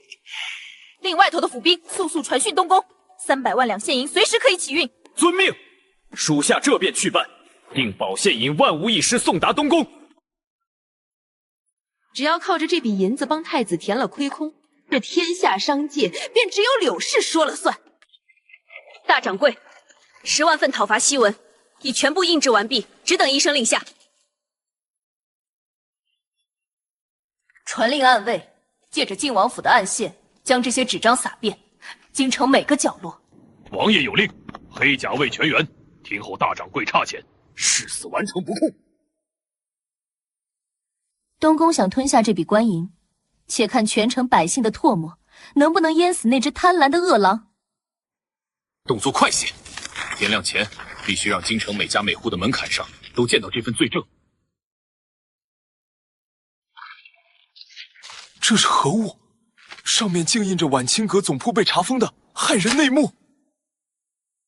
各位且听好，江南水运的1000万官银，竟是被东宫派人秘密劫走，想要填补朝堂的亏空。堂堂东宫竟为了敛财，指使一个妾室去查封清白商家的产业，简直天理难容。那沈家姨娘更是不要脸，为了霸占家产，连脸皮都不要了，活脱脱的吸血狐狸精！是啊，宠妾灭妻，强夺家产，这等伤风败俗的丑事，沈氏宗族竟也干得出来！这道封条，绝不能让那群贪官无理得逞，还清白商家一个公道。眼下满城风雨，宗族那些老古董，只怕已经被百姓的骂声吓破了胆。早朝之上，御史台已经联名参奏，东宫私吞官银的罪证。接下来，便该去欣赏那对恶毒母女被宗族当成弃子扫地出门的绝望惨状了。退让求不到安宁，金银买不到敬重，吃人的礼教，只需一笔便能抹杀完清阁的心血。大小姐，外头全乱了，百姓都在痛骂沈氏宗祠，长辈们定然成了热锅上的蚂蚁。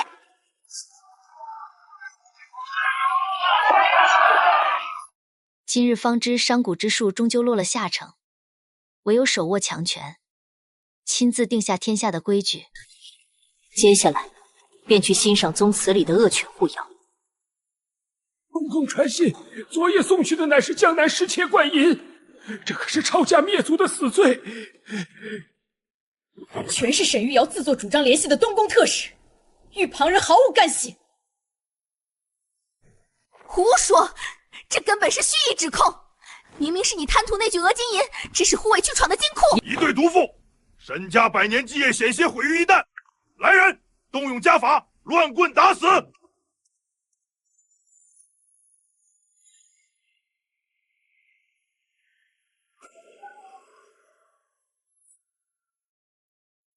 诸位长辈昨夜分赃之事倒是痛快。大掌柜，千错万错皆是宗族的错，看在血脉份上，快救救沈家满门！昨日宗祠强行划去名字，褫夺掌印之事，可曾想过留一条活路？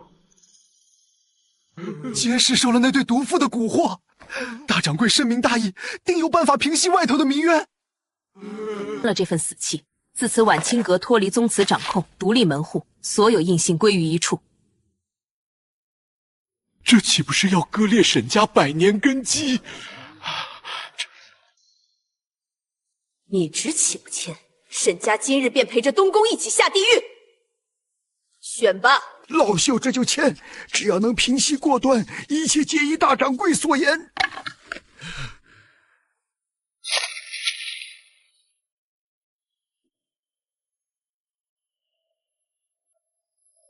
死气已成，晚清阁与沈氏宗族再无瓜葛，接下来该算算宗族探没的旧账了。大掌柜此言何意？方才不是说签了死契便能出面保全宗族？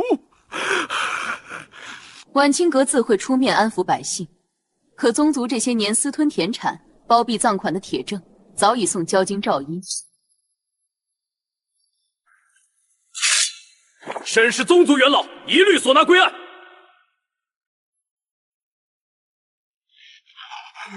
我们的辉煌已经走到尽头，所有的努力全都白费了。沈府雅苑再无宗族长辈，只有晚清阁定下的铁律。蠢货！娘娘息怒，老奴这就去办，定将太子殿下的干系撇得干干净净。传本宫遗旨，宣晚清阁大掌柜进宫。本宫倒要看看。大掌柜，你总算来了。这御花园的景致虽美，却也最易让人迷路，稍有不慎，便是万劫不复。这招借刀杀人，不仅沾了沈氏宗族，连带着斩断了东宫的财路。本无意卷入朝堂纷争，全是被逼无奈的自保之举罢了。本王自当全程护驾，免遭旁人暗算。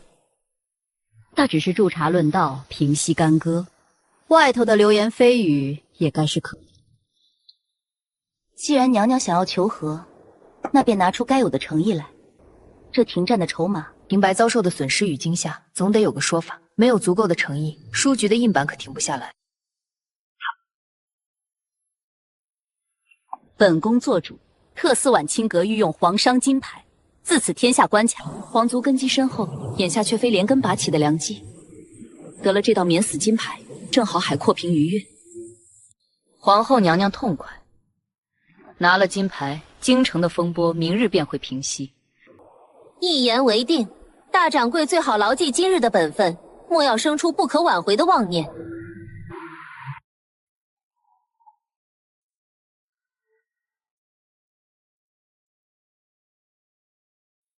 进击不下杀局，今日却轻拿轻放，就换了一块通关金牌，岂不可惜？这叫以退为进。晚清阁的志向从来不在那张冰冷的龙椅上，京城太小，装不下。莫非大掌柜还要去外头的广阔天地，搅弄风云？天下熙熙皆为利来，塞外的牛羊，西域的香料，海外的奇珍。既然大掌柜心向远方，靖王府的铁骑便替晚清阁踏平沿途的所有荆棘。既然王爷有此雄心，这天下你我联手一试又何妨？本王定不负所托，这9州自当任你驰骋。多谢王爷，待平息了铺子里的琐事，便立刻启程去会一会天下的英雄豪杰。看晚清阁的商旗，插满这9州大地。这9州广袤，宫墙终究遮不住满天星辰。王爷，且看那叙事，权谋只是自保的手段，自由方为大掌柜的本心。晚清阁的征途才刚刚开始。国库空虚，受苦的终究是寻常百姓。赈灾粮款层层盘剥，落到灾民碗里，连米汤都不算，当真该杀！我里早没米了，能给口热水喝，已是天恩浩荡。茶爷发发慈悲，小孙子3天未进水米，快要饿死了，求求茶爷！要饭要到大爷头上来了，统统滚远些！狗仗人势的杂碎！大掌柜，且容属下去沾了恶犬的双手。慢着，底层走狗罢了，杀了无用，且看正主。都闪开，别挡路！户部尚书大人运送寿礼的车驾碰坏了，拿命赔！上书府上的狗吃的都比这丰盛100倍，一群贱骨头！请别抢，这是为了救命的口粮，求各位高抬贵手。那老贼贪墨赈灾良相的铁证，全压在书局手里，只需抛出铁证，定能将那朝堂硕鼠千刀万剐，为民除害。要杀，便要让天下贪官一起大出血，抽了贪官的家产充盈国库，拿权贵的粮仓来赈济万民，这才是真正的除恶务尽。属下领命，明日一早，晚清书局便将所有贪官黑账捅到御史台。那老于实在可怜，属下这便去施舍些碎银。住手！恶虎食人，饥荒之中一旦露财，旁人定会蜂拥而上。那碎银便是催命符。属下愚钝，险些好心办了坏事，害了老于性命。传令暗卫，即刻运2车稠粥来此地放粮，震慑乱民。城过京外，明日午时，晚清阁会在城外设下9座大棚，开仓放粮，管教京城再无恶飘。老天开眼，终于有活路了！多谢大掌柜救命之恩。清阁千秋万代，活菩萨降世救苦救难了。属下这便去安排抄家与放粮事宜。大掌柜面带杀气，可是外头的灾情惹了晚清阁的眼。王爷可有胃口，吃下这块肥肉。头一把锋利的刀，抄家拿人，血洗上书府的粗活，便交由黑甲卫去办。抄家所得现银归国库，但上书府名下的18座粮仓，必须全数移交晚清阁。明日午时开仓放粮，取之于贼，用之于民。王府麾下暗线驿站，今夜全力配合晚清阁运送粮草。不可传书，莫身在粮款，草菅人命。18座私家粮仓。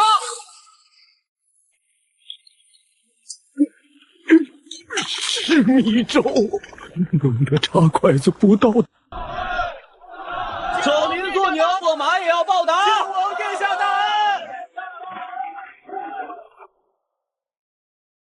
大掌柜此番雷霆手段，不仅替朝堂除了大害，更救下数万条性命。商家逐利，更需天下太平，百姓安居乐业，晚清阁的买卖方能长久。禀报大掌柜，王爷。甚好，让底下的伙计仔细盯着，切莫生出乱子。有了今日这场开仓赈灾，京城上下再无人敢轻视晚清阁。杀伐果断又心怀苍生，天下有大掌柜，甚好。娘娘明鉴，万邦朝贡在即，户部刚被查抄，眼下拿不出半两银。堂堂天朝，连一顿迎宾宴都办不起，传扬出去，岂不叫藩邦蛮夷看了笑话？娘娘息怒，那晚清阁富甲一方，何不下指明商家出资接盘，既能保全朝廷体面，又能掏空商铺的家底。藩邦使节生性刁钻，一旦商家招待不周，惹出乱子，便可顺理成章定个欺君死罪。传本宫懿旨，命大掌柜全筹办通商大典。老奴遵旨，这便去宣旨，定叫那商铺知道雷霆雨露皆是君恩。特命大掌柜出资出力，全打理成外营兵大营的万邦护士。民女领旨谢恩，定当竭尽全力，扬朝廷天威。藩邦人蛮横不讲理，倘若大典上挠出乱子，罪责全在晚清阁头上。分明是奉遗公故意刁难，接待使节本是礼部的差事，强压给商家出钱，便是存心要治罪。莫要惊慌，危机背后便是天大的商机。送上门的万贯家财，岂能往外推？便是天朝物产，奇货可居，只需投其所好，定能赚得盆满钵满。藩邦使臣带着大批车马，护士大典当设在何处，方能震慑全场，压住阵脚？汇聚天下丝绸瓷器，不下奇珍异宝的迷魂阵，叫藩邦人看花了眼。满营的奇珍异宝，单凭晚清阁的几10个伙计，只怕镇不住那些带着弯刀的外族勇士。镇场子的武差自然交由黑甲卫来办。王府的刀锋专治各种蛮横不讲理。3000黑甲卫明日便拔营，直接驻扎在迎宾大营外，敢有番邦人生事抢夺。有了3000黑甲卫护航，晚清阁便可放开手脚，狠狠宰上一笔。这武差王府接了，大掌柜打算囤积些什么奇货来掏空外邦使臣的钱袋子？东南的极品科斯、景德镇的御用蜜色毫，加上武夷山的明前贡茶，足以让番邦人倾家荡产。放出话去，晚清阁只收足赤真金与西域良马，绝不收外邦的铜钱劣币。好一招聚敛天下财富的连环计！这等待价而沽的手段，当真精妙绝伦。刻前去筹办奇珍大营，凭着这手筹谋，定将凤仪宫看笑话的盘算彻底落空。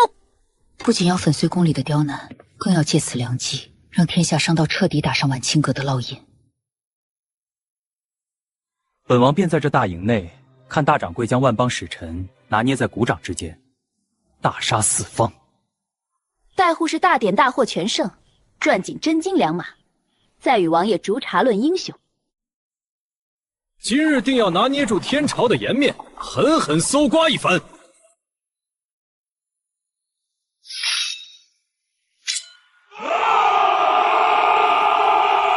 当真乃稀世珍宝，这批丝绸与瓷器，本使者全包了，立刻装车。晚清阁的规矩概不赊账，只收足赤真金与西域良马，不收外邦劣币。通商大典向来可用本国铜币折算，区商家敢乱定规矩，不怕掉脑袋吗？条件苛刻，大不了不买了，倒要看这满营的货物。大掌柜有令，江南绝品科丝，寸金寸金。既然无人识货，烧了便是。住手！快住手！万万不可毁了！这等神物，真金变真金，马上派人去取金子。10两黄金一匹，眼下物以稀为贵，烧了一匹，剩下的自然要涨到20两了。20两！这箱真金留下，给本使者立刻装车100匹科丝。疯了，全疯了！不仅没惹出乱子，竟将这上仆空手套白狼转走了一座金山。赶紧回宫禀报娘娘。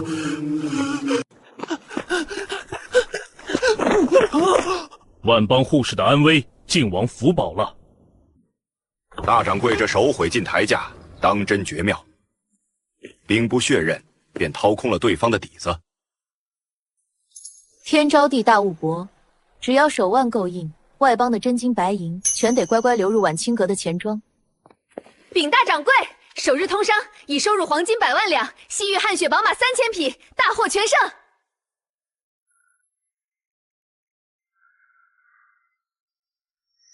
外头的风波总算平息，眼下这院子里的陈年枯枝也该好好修剪修剪了。大小姐所言甚是，奴婢早看后院那几个碎嘴婆子不顺眼了，整日偷懒耍滑。宗族安插的眼线，加上柳氏留下的旧人，名册皆在此处，请大掌柜定夺。呸！早晚还不是要嫁人，多拿点首饰傍身才是正经买卖。妈妈，快放下！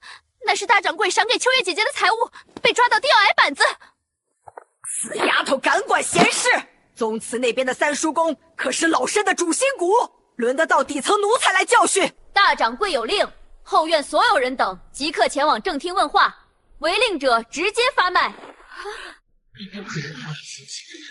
新主子年纪小，随便糊弄2句便能打发过去。今日召集满院仆役，不为别的，只为给这晚清阁重立个清清白白的规矩。老奴拜见大掌柜，老奴在沈家干了30年，定当对晚清阁尽心。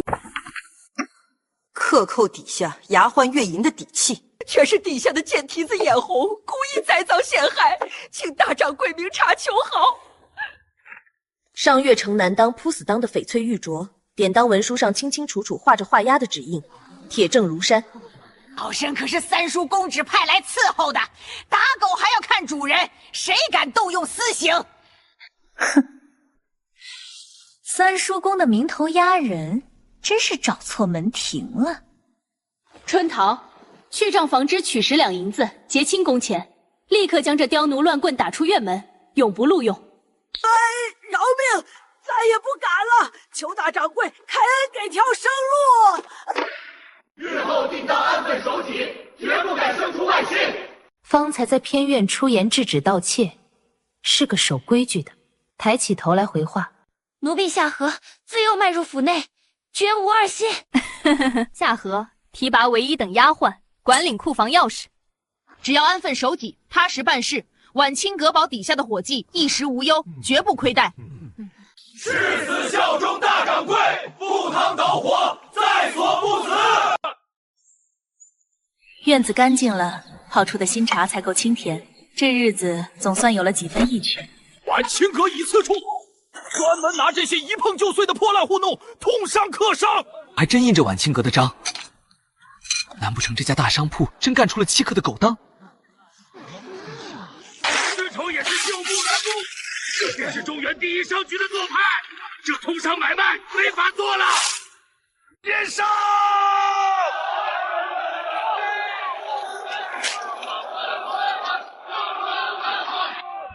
这群外邦蛮子欺人太甚，竟敢勾结地痞造谣生事！我这就去顺天府报案拿人。外面群情激愤，此时出去辩解，只会火上浇油，正中天狼商会的下怀。无非是想逼我低价交出护士的商道，那难道就任由他们将脏水泼在晚清阁的百年招牌上？传令各处暂停营业3日，由着他们在外面胡闹。晚清阁做贼心虚，不敢见人啦！快砸！大掌柜连面都不敢露，这商铺只怕是要到大霉了。咱们还是早做打算吧。3日后确实该好好修剪一番了。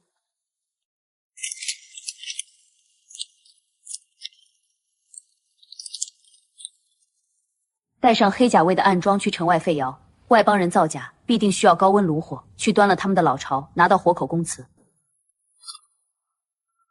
属下定让那群造假的地痞把肠子都悔青。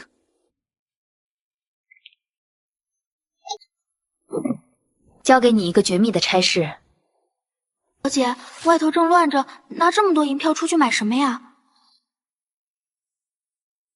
去各大药行，将防胀气的草药以及长途跋涉固本培元的药材全部按市价买断，一斤也不许留给外人。啊，奴婢明白了。外邦人返程必须穿越毒瘴沙漠，没这些药材，他们就是死路一条。天狼商会想用流言蜚语毁我招牌，那我就断了他们的生路，关门打口。中原第一商局又怎样？还不是被几件假瓷器吓得大门紧闭，当了缩头乌龟。不出3天，那个丫头定会乖乖服软，求着我们高抬贵手。该准备的都已经入库了，计划即将收网。消息来得真快，看来那边已经有定论了。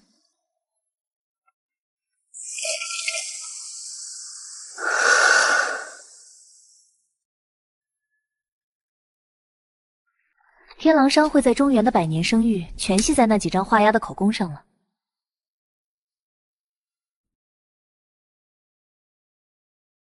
3日之期已到，好戏马上就要开始。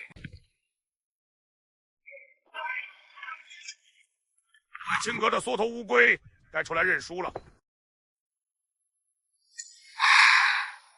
大门敞开做生意，首领发这么大的火做甚？废话少说，外头百姓早就认定晚清阁卖假货。放肆！区区蛮夷商家也敢来晚清阁撒野！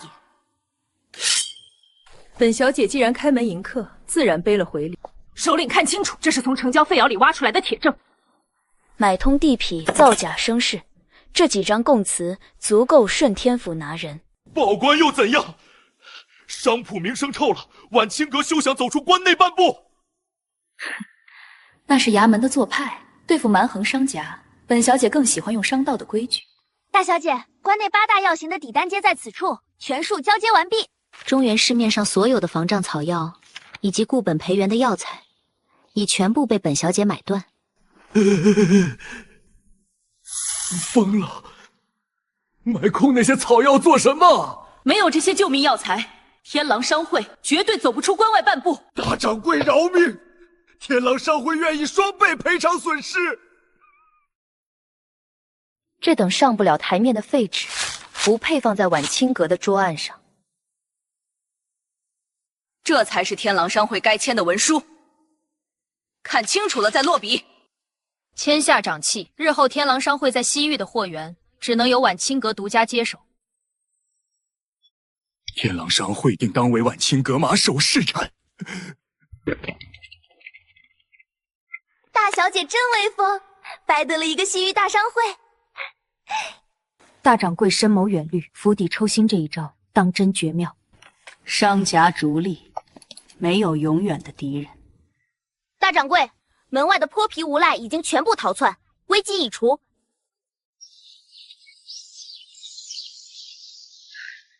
大小姐忙了这几日，快喝口热茶润润嗓子。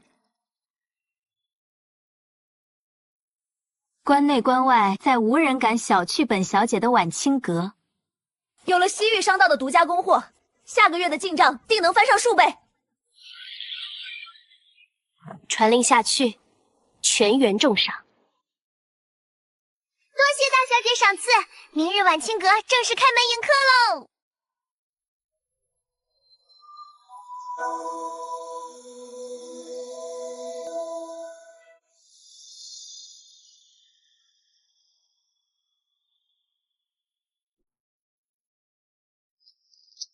账目皆已核对无误，库房封条也已全数查验妥当。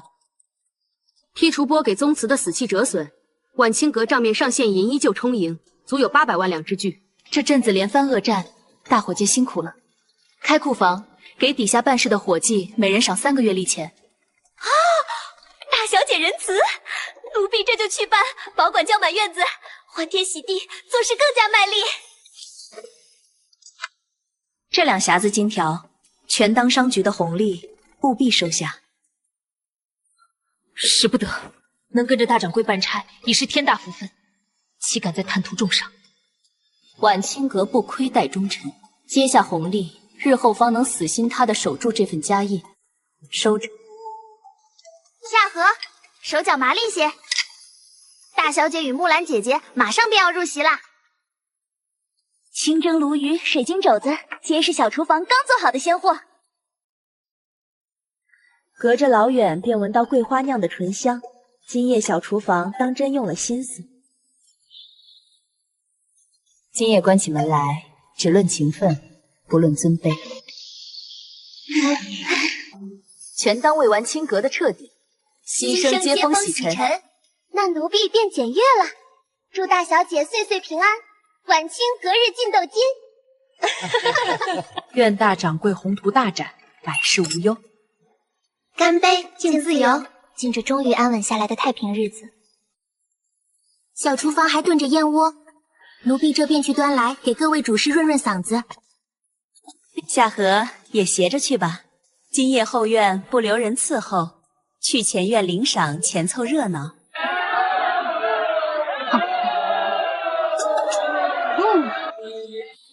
前世梦魇，斩断宗族枷锁，这座宅院终于是真真正正的家了。有大掌柜在此坐镇，这宅院便是天下最坚不可摧的堡垒。明日又是个艳阳天，夜深路重，账目也该收尾了。门为落锁，不请自来，还望海涵。满城皆睡，唯独大掌柜这院里还亮着灯。王爷深夜造访，连个通报的侍卫都没带。单凭知己2字，带护卫反倒生分。边关苦寒之地亲手酿的烈酒，今日大局已定，特挖出来庆祝一番。酒香凛冽，带着边关的黄沙气味。好酒，军中粗汉只用大碗饮酒，不知大掌柜喝得惯否？晚清阁发迹于微末，什么苦没吃过，自当奉陪。今晚清阁手段通天，不费一兵一卒拿下户部大权。靖靖王府黑甲为威震天下，斩断东宫生路。这一局万帮护士，外邦使臣的钱袋子算是彻底空了。凤仪宫那位气得摔碎了满屋瓷器，算计来算计去，终归是晚清阁做了最后赢家。满朝文武皆比不上婉清阁当家人的凶残。权谋争斗实在疲惫，唯有这杯中烈酒能解千愁。遁去朝堂上的杀伐果断，靖王殿下的眉眼镜也有温和之势。大掌柜一直盯着这张脸看，莫非脸上有花？酒醉人一时慌神罢了。既然醉人，那便再满上一碗，彻底醉一场何妨？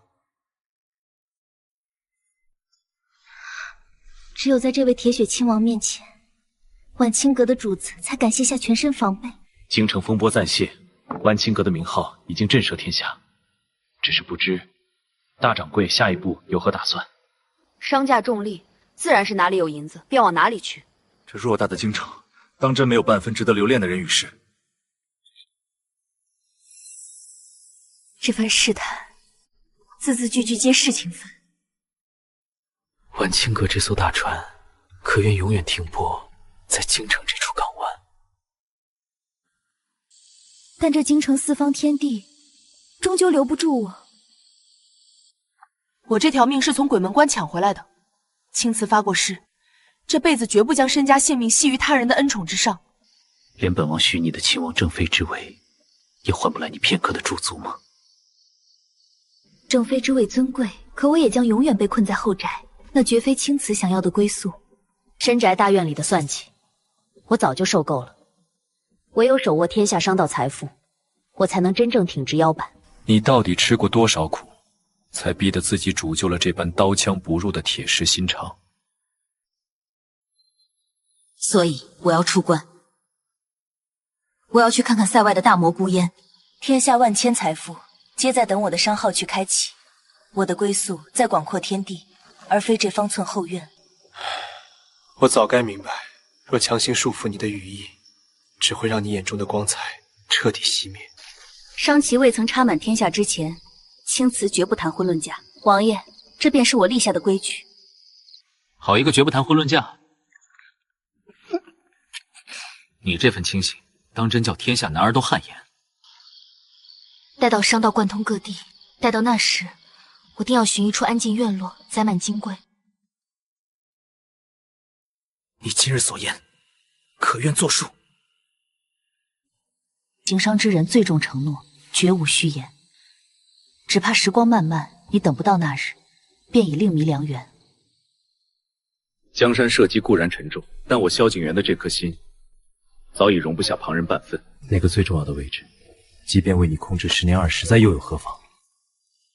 这点耐心，我自然是有的。承蒙这份厚意，我此生唯有以此身裁之，成就一番宏图，来回报你对我的这份成全。去飞吧，天高海阔，任凭你去闯。遇山开山，遇水搭桥。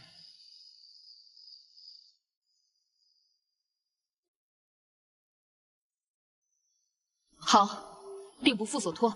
只要黑甲卫的旗帜不到，京城永远是你最安稳的退路。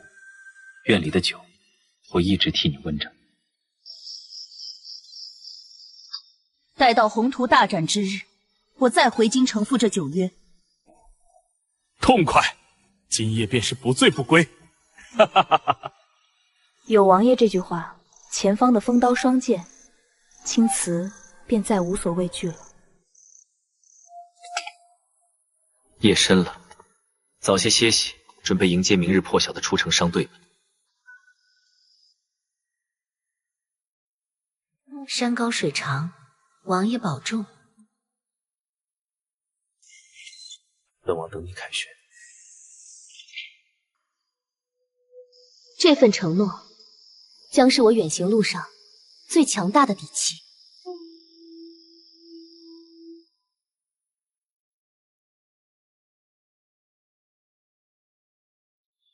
青瓷，此去西域山高路远，你万事皆要以平安为重。那2个小皮猴子刚满2个月，昨夜闹腾了半宿，这会儿正睡得香甜，便不抱出来惹你分心了。你去吧，家里一切安好，你只管去外头搏你的天地。母亲留步，待到商队满载而归，青瓷再回来成。夏荷，我不在京城的日子，这宅子和内院的库房便全交由你来打理了。大小姐放心，奴婢定当拼死守住铺子，等大小姐赚大钱回来，各处分号的掌柜照旧行事。好，看好门户。木兰，咱们走。清点完毕，所有货车皆已绑紧绳索，准备拔营。终于要去西域了，这一路定能见识不少大漠风光。大掌柜，通关文牒已经查验，可以出城了。诸位辛苦。恭祝大掌柜一路顺风。这四方城终究要在今日彻底道别了。大小姐快看，城楼上掉下来一只桂花。这是哪来的折桂？这枝干上还绑着东西，字迹苍劲有力，透骨穿背。除了他，再无旁人能写出这等锋芒。不论归期，此心不移。好一个不论归期！这份成全与底气，青瓷收下了。待到商旗插满天下，定回京城赴这10年之约。驾！商队全速前进，跟上大掌柜的马步，向西进发。直转三帮人的金山银山喽，发财去喽！广阔天地，大有作为。晚清阁的征途才刚刚开始。